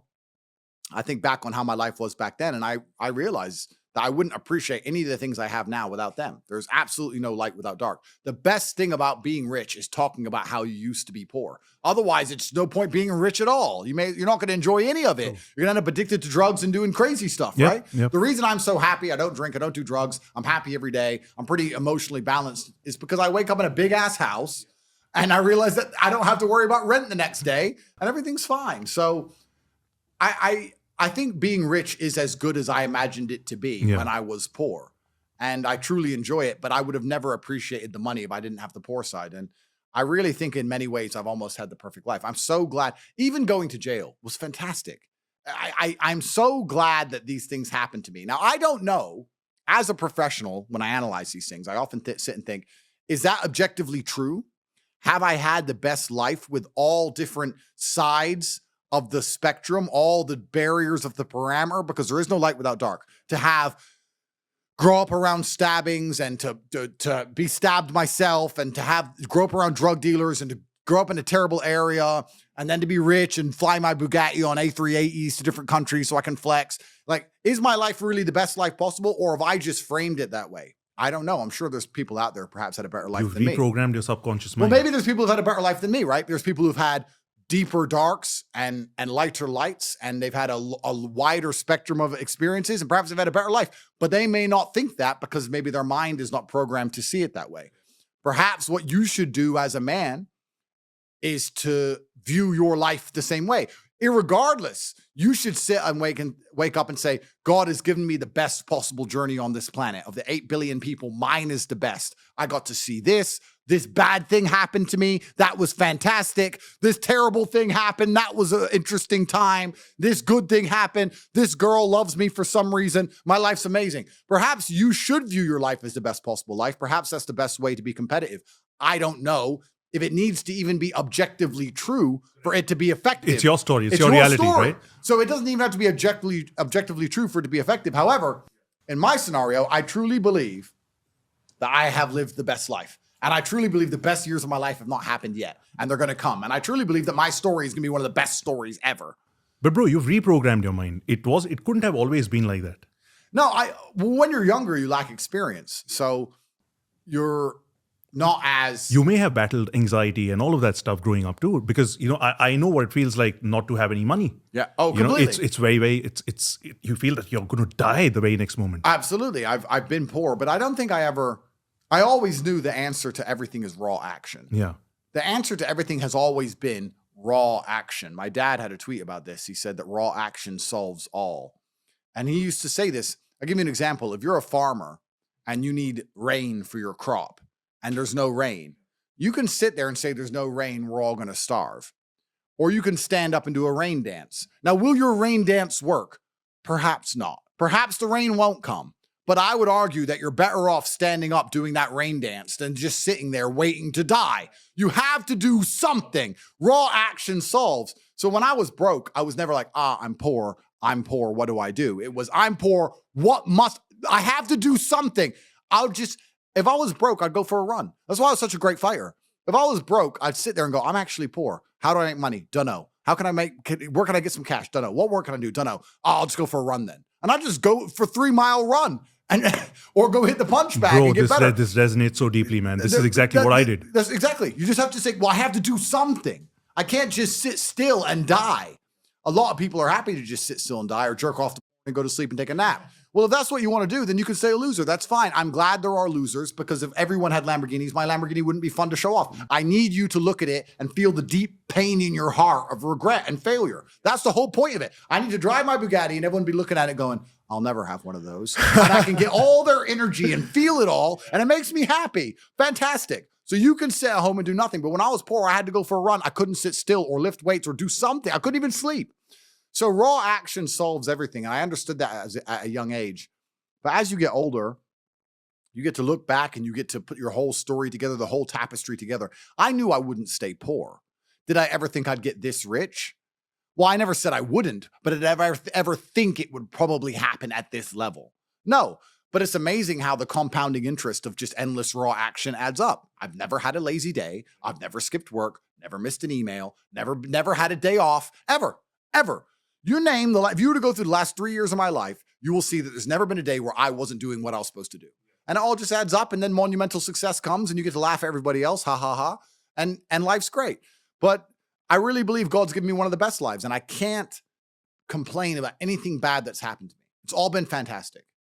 I'm truly thankful for all of it. Do you practice gratitude every day? But I don't have to practice it because I'm actually truly thankful for all the bad things that have happened. That's beautiful. I truly am like, thank you, God, for that difficult time. You created that belief before you had all of this stuff, or after you began to receive all of this stuff? I think if a couple bad things happen to you, you should be intelligent enough to realize that eventually you're going to get over it and you're going to learn an important lesson. It's going to change you in the correct direction. And Allah is the best of planners, and he knows what you need to learn. I think that as humans, especially as men, we only learn the hard way anyway. There's 2 ways to learn a lesson, the hard way and the hardest way. There's no easy way to learn a lesson. You have to learn the hard way. So God gives us lessons via difficulty. He thinks you need to learn this about yourself or this about other people. So I'm going to give you a difficult time so you can learn your lesson. Because if I told you, if I just said, hey, Andrew, this is how the world works, you go, yeah, yeah. But when I show you, when you feel it, my fight coach used to say, you have to feel it to believe it. That's why if he was teaching low kicks, he'd kick your leg off. Because you don't believe in the power of a low kick. You don't believe a low kick can be so devastating unless you've felt it. You have to feel it to believe it. So God will give you a difficult time so you learn your lessons. And the lessons are very important for you to be the person who you need to be in this life. He's the best of planners. And I'm thankful for all the lessons he's given me. He's bestowed knowledge upon me. How could I not be grateful to God for making me so intelligent and wise and the ability to look into things so deeply and come up to the right decision and basically predict the future perfectly? How did I know they were all going to arrest me? How did I know how the world works? You have to have difficulty happening to you all the time. So when you sit and say, I want an easy life, what you're saying is you're a dummy and you want to be a dummy. You want to stay a dummy. I want an easy life. And I don't want anything bad to happen to me because even though it will teach me lessons, I'm too big of I can't handle the emotional pain. I can't handle the stress. So you want to stay a dumbass. I don't want to be a dummy. I want to be smart. If I want to be smart, then hurt me. See, I've seen a lot of people that are really successful, but this esoteric wisdom that you have is something that a lot of people don't have. It's as though you had some sort of an awakening. I'm sure it just doesn't happen naturally, bro. I can't tell you exactly where it's come from. I just know that I become a more formidable, more competitive version of myself after every single bad thing that's ever happened to me. It's one less thing to fear. It's one less thing to be worried about. I've done it before. The idea of being thrown in a Romanian dungeon for 3 months, locked in a room the size of a bathroom, before I went in there would have been scary. And now, even though I know how bad it is, it's worse than I even expected. I should be more scared. But instead, I'm sitting thinking, well, I did it once. You experienced it. I've done it. Yeah. I've done it once. Right. So I can do it again. You can do it better. I can do it better. That's right. I'll enjoy it more. I'll enjoy the sleep. I'm busy now. I had to get up. I have things to do. Got washed. I got make sure that my empire is maintained. I could have taken a nap. So I feel because it's also very interesting because you talk about wisdom, you use the word wisdom, and I appreciate the compliment. I don't read books. I never read a book except for in jail because I don't have time. All of the wisdom I have, all of this knowledge I speak, all of these things I say have been learned through basically difficulty of life, through professional fighting and being poor and all bad things happening to me and struggle. All of my lessons have been bad things, bad events, bad scenarios, bad situations, pain, suffering, anger, resentment. All of these horrible emotions are how I've learned everything. So I thank God for giving them to me. And anyone who wants an easy life wants to stay a dummy. What do you learn if you just get money, you buy a crypto coin, it blows up, you get some money, you sleep with some girls, you go to some restaurants? What do you learn about anything? You don't. There's no purpose because I reached the other end of the spectrum. I realized that now I have this, but there's no meaning to my life anymore. Absolutely. And this is the reason why I'm doing this, because I want to add more meaning to my life. Completely. And then when you're searching for meaning, when you're living in that type of life and you end up searching for meaning, you end up down the path of hedonism because the meaning is I want to have as much fun as possible. But fun in and of itself, I was talking to another girl and I was saying to her that fun, she was saying to me, you know what, Andrew, all you do is work. You never really have fun. And I said, fun is haram. And she said, she's a Christian girl. She goes, is fun really haram? I'm like, no, it's not. But please understand what I'm trying to say here. What I'm trying to say is when you look at what most people do for fun, look, when fun is clubs, drinking, running around, laughing like a kid, all this, all the bad things in life, the negative haramities can be attained through this obsession with fun. If you find a man who's obsessed with work, he's not going to do many bad things. I do not resonate with fun myself. I was speaking to Charit, my school friend here, and he told me that, Ansh, you don't have any fun. What do you do for fun? I said, bro, I just don't know what the concept of fun means to me anymore. That's right. So he said, I'm going to take you scuba diving. Yeah. So he's saying, I'm going to make that work for you. I was like, all right, fine, we'll see. But I'm not really excited about it. Sorry, bro. No, the concept, and that's what's so interesting. I agree with you. The concept of fun. I have things I need to do, and I feel satisfied inside when I do them. I have duty and I have work and I have obligations to fill and objectives to meet. I feel happy when they are done. That is my fun. My fun is clearing my emails, making $2 million in the day, buying another investment property I don't need, going to bed, training hard, eating right. That's my fun. Call me boring. That's my fun. That's not boring. But that's what I enjoy. When you were talking about that lifestyle and what you end up searching for in that hedonism, you just end up searching for excesses, right? To have more fun, you want to get more drunk or do more drugs or sleep with more girls or go to more clubs, and it's just a black hole and it never ends and you end up destroying yourself. Yep.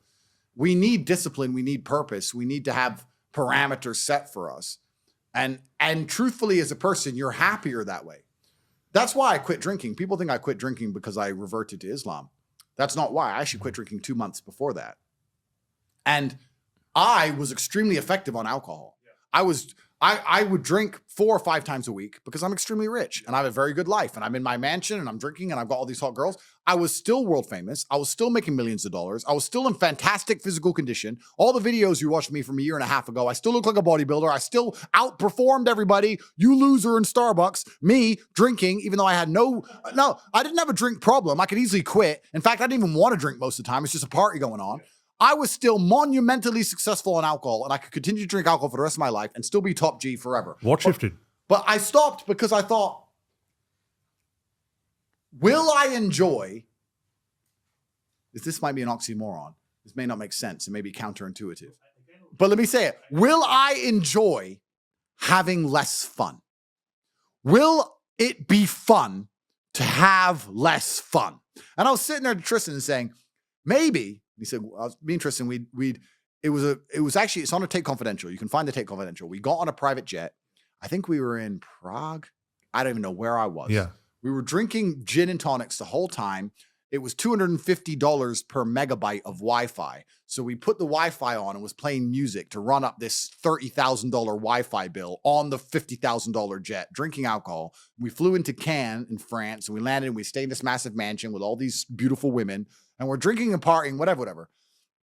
And when that ended, I said to Tristan, okay, that's all fun. But would it be fun to have less fun? My brother sitting there with a whiskey and a cigar. That's so funny, bro. He goes, what are you talking about?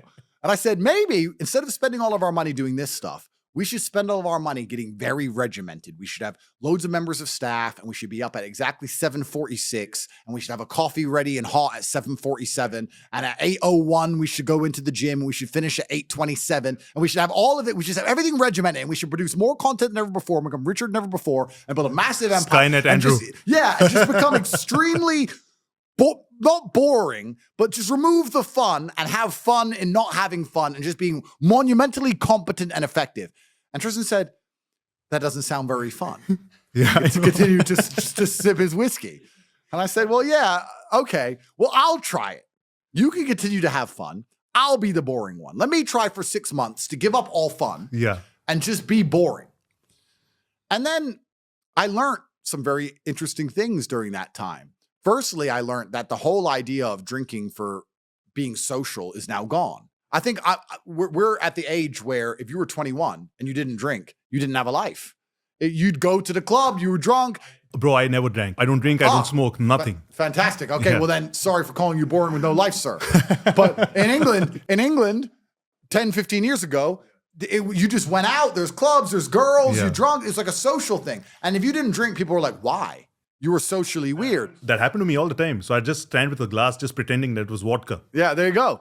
But now you don't need that for socializing at all. There's no reason to drink for socializing because everything's online anyway. You meet everybody on apps. Nobody cares about drinking anymore.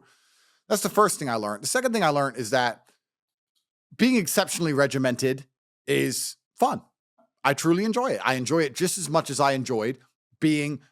because what would happen before is I'd do all my work and I'd train hard and I was always an effective person. I was still 1,000 times more effective than the average man. That's why I was top G. And then I would take 6 or 7 hours and drink and smoke and have fun and enjoy all the fruits of my labor. I became extremely rich. Why not get on a private jet with 20 girls and why not go to a yacht in Croatia with 30 girls and have fun?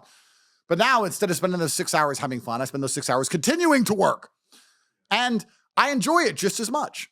So now I'm sitting there going, well, I enjoy it just as much.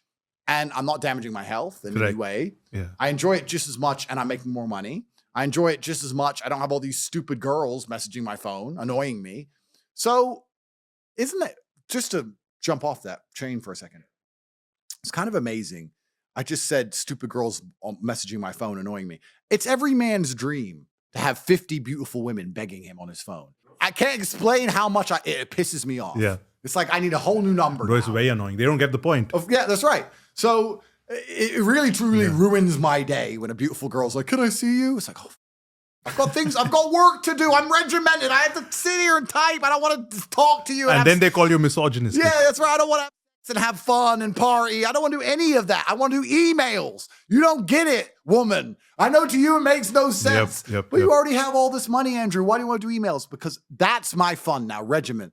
So I decided to dedicate 6 months to being boring. And by the end of the 6 months, I was having so much fun being boring that now I will probably never drink again. I am 0% tempted to drink ever again. I'm 0% tempted by fun, which is what you said, and I completely get it. When someone goes, hey, Andrew, I'm like, what? We're going to go here, and it's going to be fun. I'm like, nah. You have fun. I'll do my emails. You enjoy. I don't want to go to clubs. I don't want to go to some party. Maybe it's also being locked up. I like to self-analyze, but because I've been stuck in Romania for going on 2 years now, I'm not even, people say, when you're free, where are you going to go? I'm like, truthfully, home? Nowhere. Yeah, like I'll stay in my house. I'm not interested in traveling. I'm not interested in seeing anything. I've seen it all anyway. I've been everywhere. Like I can go to a restaurant in Bucharest, or I can get on a plane and I can fly to France and go to a restaurant in France. Who cares? I'm above it all. I'm over it all. I want to run my empire, and I want to have as many children as possible, and I want to spend time with people I love, and I want to beat my brother at Uno, and that's it. I don't want to do anything. Maybe I've gotten boring. Maybe I've leaned too much into the boring character, but I truly enjoy just being boring and regimented. No, you're committed to your purpose. I'm committed, yeah. And I like getting as much work done as possible. And that's why I'll never, ever drink again. So the whole concept of fun is alien to me. I totally get it now. When you said that, you're totally right. It's fun isn't fun. Fun's not fun. Bro, this is fun. Yeah, that's right. Because it's unknown, man. I don't know what's going to happen here. That's right. This is fun. And then achieving things in work is fun. The only thing I guess I can say I do for fun is driving fast cars, but then I need to make $800,000 to buy a Ferrari. So it's still work involved, you know? There's still work involved. I need to invest in the infrastructure of my country in order to do that. Yeah, there you go. You'll pull it off. You'll get there. You'll be new president. Bro, I don't want to go there, man. I don't want to go there. I'm going to be that then. Yeah. That's something I don't want to do. In fact, I'd much rather be a part of your regiment, enter the war room, help you build something as well. Yeah.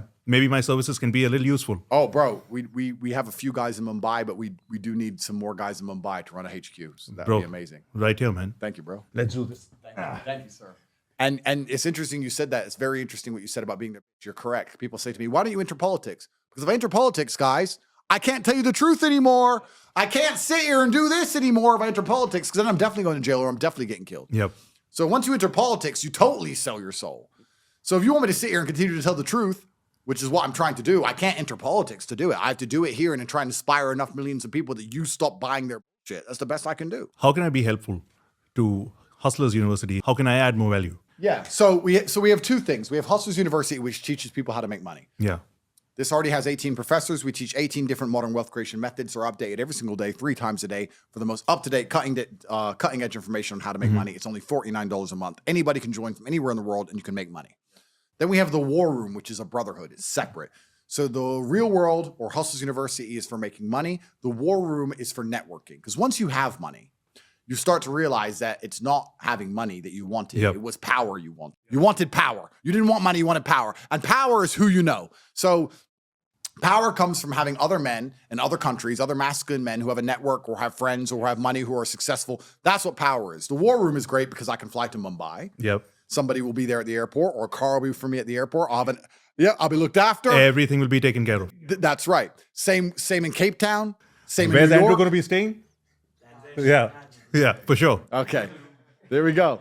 So that's what real power is. And then also, when you have a strong network, you then inversely make more money, because you make money, you get a strong network. The network helps you make money. It's a circle. How did this happen? This happened because of that. It happened because of the network. Absolutely. Yeah. So that's the exact point. So the War Room is the networking. Hustlers University is the money, but they often tie together. But for the War Room, we have some guys in India, and we have, I think our biggest bases now, we have a lot of guys in New York. We have a lot of guys in Miami. We have a lot of guys in Dubai. We have a lot of guys in Prague. We have a lot of guys in London. Yeah. We're global. We're everywhere. We have a lot of guys in Australia. We have a lot of guys in Bangkok. It's amazing because we have some of these regional centers where there's hundreds of guys who meet like twice a month. Hundreds of guys with hundreds of millions of dollars in a room. Do you yourself individually operate in the war room? I'm a member like everyone else. I'm a member. I'm not the leader. I'm not special. I'm not different. I'm a member like everybody else. And we talk about all different types of things in the side of the war room. And when I'm free, we travel. I travel and I go to the events. There's events that happen in Romania, so anyone can fly into my event that I run. Bro, that's here amazing, man. Have fun. Are you having one in the next 2 days? Well, not in the next 2 days. The last big one we did in Romania was the test. Oh, right. I don't know if you've seen that. The test was, there's a video about it. I'll have to send you the video so you can watch it. So I told everybody to prepare themselves mentally for a test. Mm-hmm. And they said, well, how do you prepare mentally for a test if you don't know what the subject is? And I said, well, raw action solves everything. And the goal was for them to understand that if they don't know what to prepare themselves for mentally, they should at least just go and test themselves physically and prepare. Some of them got it, some of them didn't. Anyway, this 50 or 60 men flew in for this test. And when they sat down, they found out they were having a cage fight the next day against a professional cage fighter. And they could either say yes or no. The ones who said no, they learned a lot about themselves, about the reality of violence. They learn a lot about themselves when it comes to their ego and who they think themselves are as a man. But when there's a chance of fighting, when they know they're going to lose, because it's easy to be brave when you're hopeful. Hope gives you bravery. But when you know it's a 100% chance of getting beaten up, that is a different type of brave. Bro, that's fun. Yeah, well, there you go. Some guys didn't do it. They learned about themselves. Some guys did do it, tested themselves, and learned about themselves. And we have the videos showing the guys who got in there. Nobody won. Everybody lost. They were fighting some of the best fighters in the world. Russian cage fighters. Oh, dude. Yeah. We're going to get slammed. Everybody, the guys who got in there, everyone lost. But they got in there, which taught them about themselves. Of course. And the guys who didn't get in there learned a lot about themselves also. So this is what the war room's about. It's about testing yourself. It's about networks, it's about brotherhood. Imagine the brotherhood you're going to feel with a fellow war room member when you've both got in the cage and both got the kicked out of you on 1 day's notice when you didn't expect it to happen after flying to Romania because I put on this event. This is your own personal fight club. That's right. So, and that's just one event. We have events all the time, and I won't tell people what some of the other ones are. But we have amazing things happening all the time because society used to have a rite of passage for manlyhood anyway. To turn from a boy into a man, society would give or do something that you had to go through and struggle and test yourself and pain and all the things we've been talking about so that you could prove you're now a man. But that's been removed from society. So the war room's a fantastic place for anybody to join. Man. This is so important for everybody to do because people aren't doing this. That's right. And you can join and you can, once you join, you have to prove yourself amongst your brothers, which means you have to work harder than ever before and be more successful than ever before and be braver than ever before. And that's the beautiful thing about it. It's inevitable, man. We're all aligning to a cause then. That's right. So the war room's a beautiful thing. And you can see it all on GoGoVidzztate.com. It explains how it all works. Nice. So how did this whole ideology just come about? Like with Hustlers University, with the war room, all of this stuff? So Hustlers University was because I knew modern education was an absolute joke. In fact, I was talking to a beautiful Swedish girl who I met in Dubai who was visiting me here in Romania post our Dubai trip. And she was sitting here saying, I don't know what to do. I finished school. I want to go to university. I said, university is a scam. She said, I know, but I don't know what else to do. And I said, well, I'll launch my own university. I just said it off the top of my head. So I did it. Raw action solves everything. That's where Hustlers University came from. And the war room was basically because my brother and I have done pretty good at conquering the world based on our fraternity. Right. And we always talked about how great it would be to have more brothers. So we created the war room to get more brothers. It's that simple. We just sat there and thought, we need more brothers. Let's find brothers. And the war room is ruthless in its curation. We're constantly kicking people out who don't perform. You don't just get to join and be a brother. No, it doesn't make sense otherwise. And then you have to work. It's consistency. That's right. Because the lowest performing members are kicked out every year. Or every 6 months. Right. So if you join and you don't work, you get kicked out, which means it's constantly creating, constantly becoming more and more high value group as thousands of people join and the low hanging, the chaff is cut off and the cream rises to the top. So it's a fantastic thing. And we were looking for brothers. And then I was looking to give an education because I'm such a nice man as a philanthropist. You are. To this beautiful Swedish blonde with blue eyes and big heart. I was looking to give her an education, and I decided to create a university. So that's where it came from because I know things.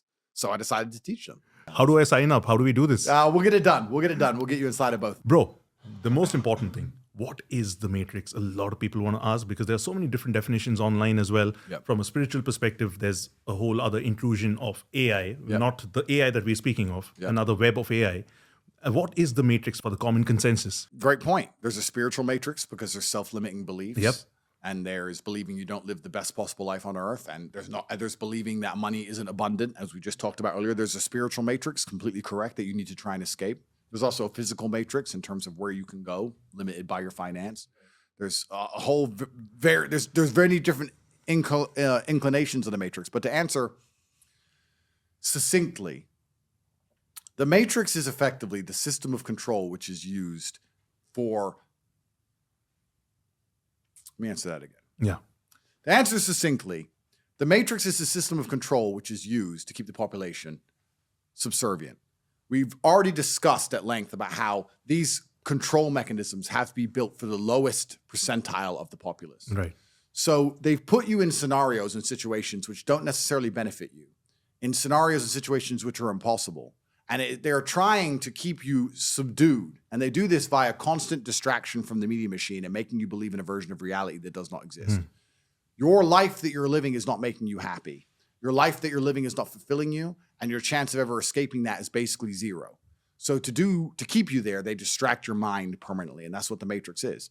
They keep your mind distracted so they can abuse your body. And to escape the matrix, you need to first free your mind and understand what's happening to you and understand how all of this works. So then you can free your body. If you truly believe in what the matrix tells you, if you believe having an ego as a man is wrong, and being arrogant as a man can be bad, and it's toxically masculine, and you shouldn't want to show off, and you shouldn't want to be better than anyone else, well, then you're going to stay broke, and you're going to stay in the matrix, aren't you? Yeah. If you believe what they tell you, your chance of getting out is zero. You need to free your mind first, and then you can at least see that you're stuck in a trap.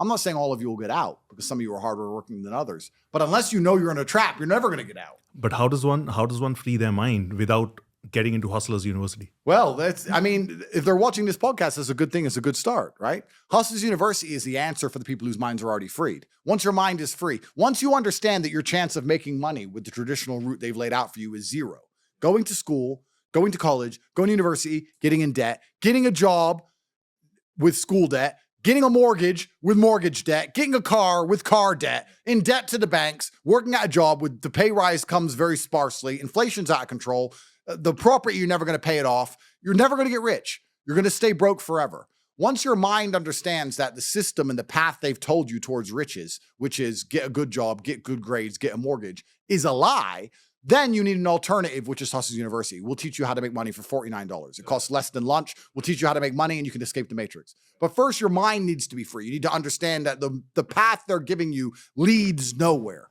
Some people still believe in it. Bro, they do because sorry, Mom, I'm going to actually say this. She's going to watch the podcast later. But, I told her not to take the vaccine. Yeah. I did tell her that. Yeah. She's saying, no, everybody's taking it. My brother in London, he's saying that, I can't fly out of the country if I don't take it. I said, Mom, you don't need to take it. Yeah. Why? You're absolutely healthy. Yeah. You haven't got the C, man. You haven't. Yeah. I didn't get it. Yeah. Nothing's going to happen to anybody. It's just a fucking flu. Yeah. A couple of days later, we see that I think the CDC announced that it treated like a flu. Yeah. I was like, what the fuck just happened? And she sent that to me. I said, why are you sending it to me? It was me who actually was telling you not to do it. And this is the thing. Some people are still stuck inside the matrix, especially the older generation. I feel like the younger generation have woken up to a lot of the lies. But another reason why is because, let me have a sip of coffee and I'll answer that. The matrix didn't betray the older generation as much as it's betrayed our generation. So the path to wealth we just laid out worked for them. You could go to school, get good grades, get a good job, get a mortgage, get a house, pay the house off. Inflation has made the house price go up. You've made a bunch of money. Yeah. So the matrix did good by you. Definitely. The system wasn't completely corrupted. What did we talk about earlier about the cyclical nature of systems? And when the new king comes in, he has good intentions at the beginning. The changing world order, right? Ray Dalio explained it. That's right. The king comes in with good intentions before he ends up lying and lying and lying. Everyone's intentions start good. Correct. So the matrix, when it was all set up in this mortgage system, was probably set up with a very good intention. And it worked for a lot of people. Now it's all a scam. But because it worked for your parents, they're like, oh, you should go to school and save up and buy a house. That's what I did. Well, you did it because the cost of a house was twice your yearly wage. And now it's 100 times my yearly wage. And it's not even the same game we're playing. That's like saying you should just jump over him because I played checkers, but we're playing chess. They're different games. So The older generations still have some belief in the Matrix because they haven't been deceived. They haven't been tricked as badly as the younger generation have. This is why they believe in it. And that's why your parents will tell you the path to wealth that they followed because it worked. But it doesn't work anymore.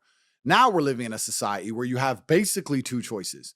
The path to wealth that they've laid out to you is a lie and a scam, and it's never going to work. You're never going to get rich that way, and you know it. Working hard in some corporate job is never going to make you rich ever. You could make 150, 200,000 a year. If you're living in London, you're renting an apartment in a normal car, and you're not living a fancy life at all. You're not. Not at all. Not at all. And you're making crazy money in the top 2% of all paid jobs in the country. So if you're not born from money, you need to get access to money via your network, which is the war room, or you need to learn cutting edge technologies to be in first, like we talked about earlier, low hanging fruit, digging in the gold without working too hard, which is Hustlers University. Or if you're not going to be smart enough to join Hustlers University and do the correct work, because you're already working, but you're working on the wrong things. You can do the correct work and make money. You can make money via your network in the war room. You can have money from your family. If you don't have any of those things, well, then what people are doing now is they're just gambling. That's what meme coins are.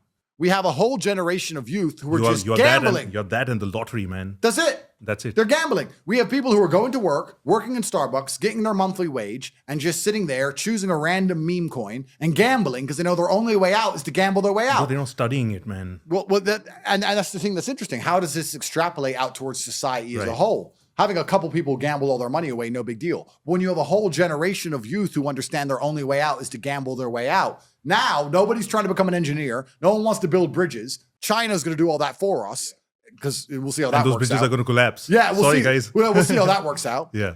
And we're all just going to sit around gambling on meme coins. Society's broken.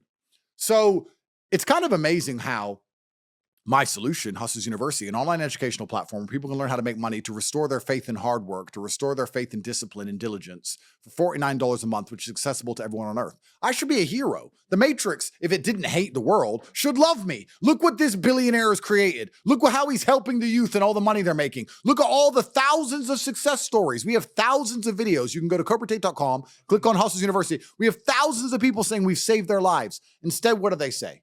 They attack it. And they attack me because the Matrix doesn't want you helped. The Matrix wants you enslaved. It wants you to continue to work that job and pay your taxes and stay a slave and stay broke. It wants you to go and get student debt and then get mortgage debt and sit semi-depressed in your sexless marriage. That's what it wants from you. The fact they're not celebrating me is proof in and of itself that their intentions are heinous because I've done nothing but educate children, and they still hate me. I feed kids via Tate Pledge. I feed children all around the world, millions of dollars a year I give to starving children. They attack me for that.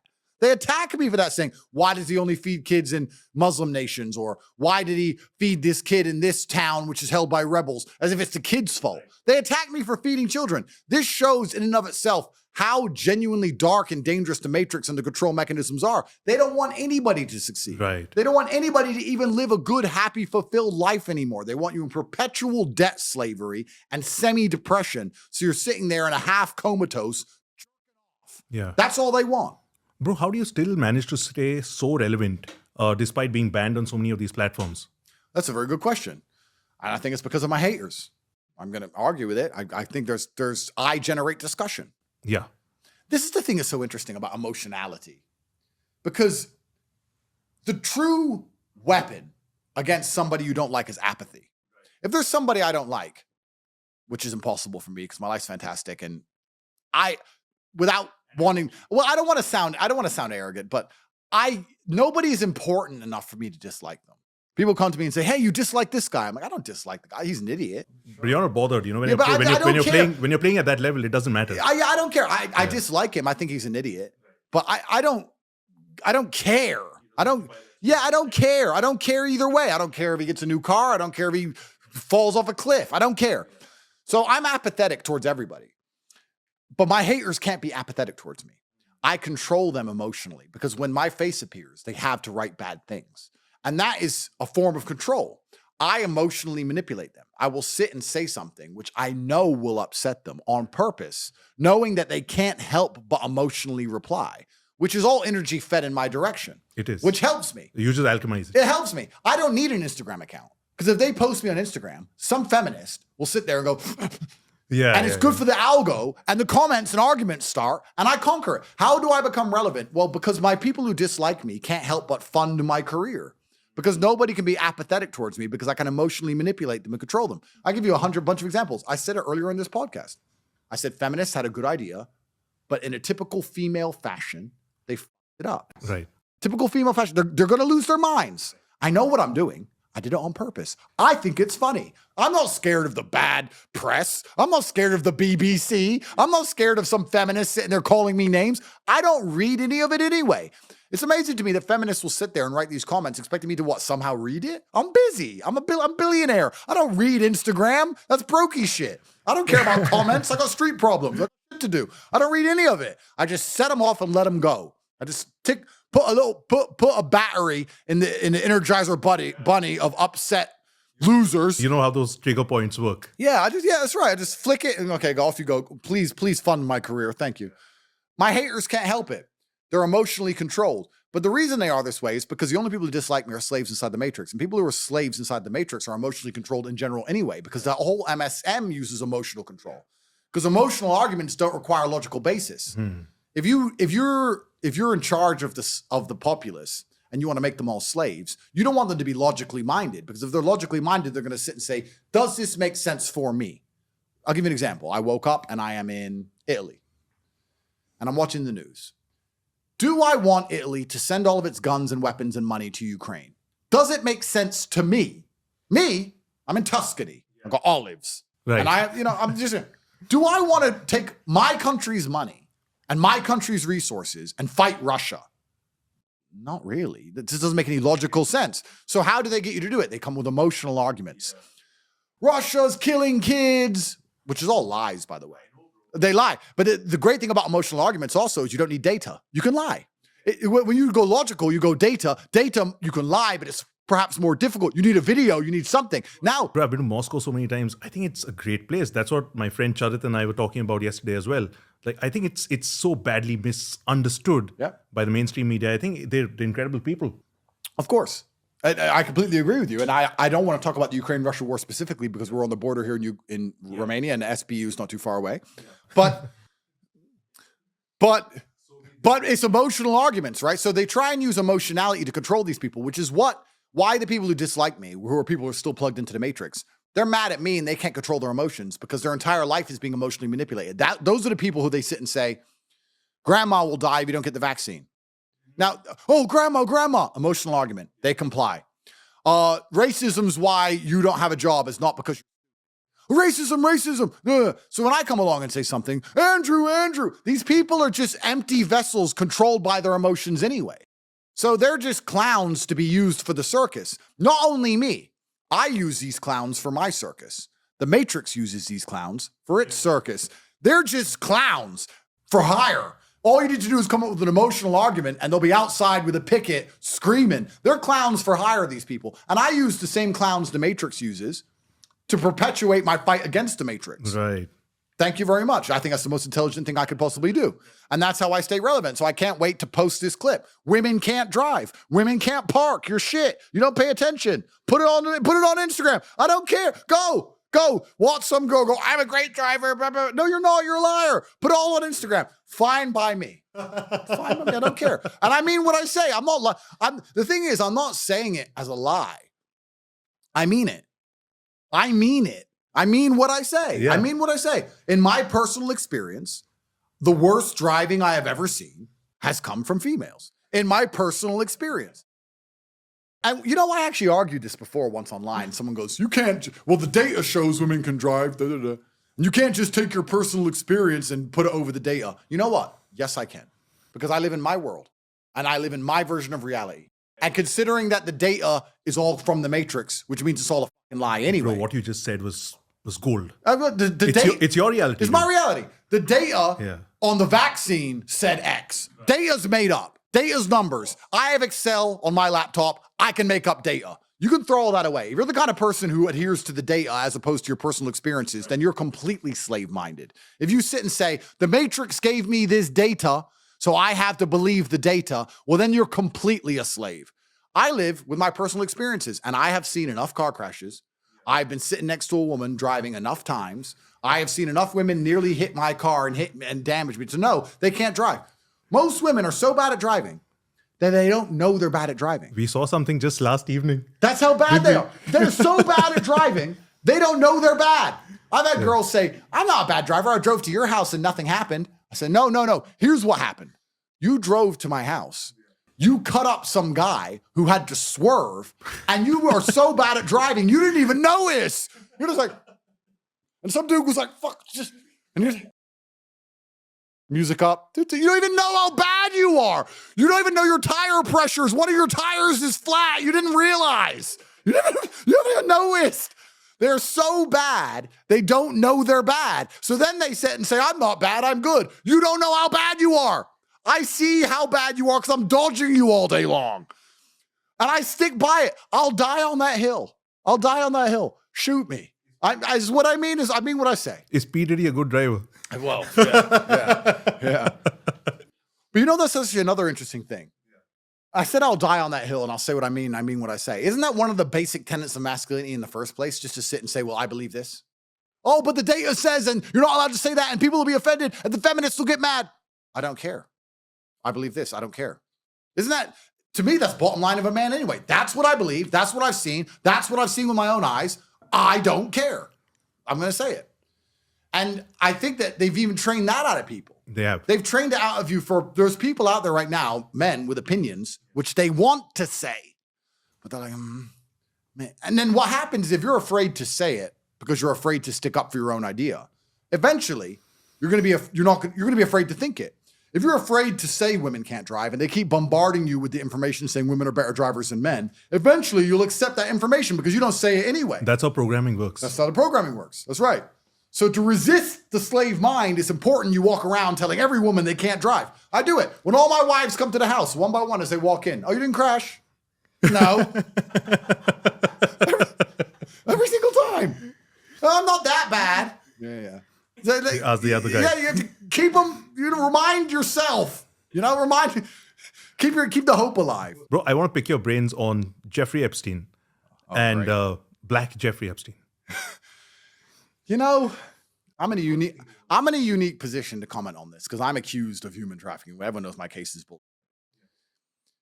It is interesting to me that I was arrested for human trafficking on the day that Epstein files and Epstein lists came out to cover the MSM news. If you typed human trafficking, only my face came out. I'm aware, yeah. I'm accused of human trafficking because of TikTok accounts. It's all a matrix attack. I've explained it before. It's all a scam. Epstein was literally having sex with kids. His list has never been fully redacted and released. No one's been arrested in connection with that. If that doesn't prove to you how the matrix works, I don't know what else to say. But to talk about it, I'll give you an interesting topic of conversation. I have talked at length in private with War Room members. And I want to say this also. Anyone who enjoys my podcast, please understand, this is 10% of the things I want to say because this is public. I understand. Things I say in private are far more pertinent and far more interesting. But I said, why is it Western elites typically that end up doing this heinous things on private islands and not Eastern elites or Russian elites? Why is it the Western elites? And I've come to a conclusion. I've come up with a thesis. I think it's based around how our society is now built. I used to talk about male-female gender dynamics a lot. And I said that at a certain level of competence and power, men are not loyal. And a lot of women got upset with me by that. And there's also a bunch of beta males who make videos and say, no, men are loyal. Cool. But at a certain level, men are just not. Now, we're loyal in other ways. We're loyal with protection. We're loyal with provision. But we're not sexually exclusive. Now, any man who sits there and says, that's not true, that's up to you. Cool. But if you were top G, you'd understand. When you have thousands and thousands of women a day sending you love letters, on a long enough time frame, you'll take a test car for a spin. You'll rent a car, whatever. It's part of life. And I think that is accepted in many parts of the world. If you're a Russian oligarch or if you're a Russian billionaire and you're living in Moscow, you think you have one girl? Oh, you have a wife and she has a nice house and a Bentley and you have the kids and you take care of her, of course. And then on the weekends, you have your girlfriends, probably 5 of them. And everybody knows and nobody cares. But in the West, we're denying masculine imperatives and we're denying human biology and saying to very powerful, rich, important men, you're not allowed to do that. You're not allowed. You have to have that wife and only that wife, and that's it. And you're not allowed. That's why they do it all the So more. they end up doing all this stuff behind scenes. So what we've done by trying to remove the natural masculine imperative from men, we've now just pushed it all towards degeneracy. Because now you have men buying porn, going to strippers, buying OnlyFans. If they're rich and powerful enough, going to private islands, having on with God knows who, God knows where. Because they're not allowed to just say, yeah, I live with 3 women. And the 3 women love me and I'm happy. I'm satisfied. You can't convince me to go to a private island. You couldn't convince me no matter what, because I have too much to do at home, if you understand me. I don't need to go anywhere. I got stuff to do. I got women here. They love me. They're all beautiful. I got 10 beautiful girlfriends. Why don't I want to go to, fly? No, boring.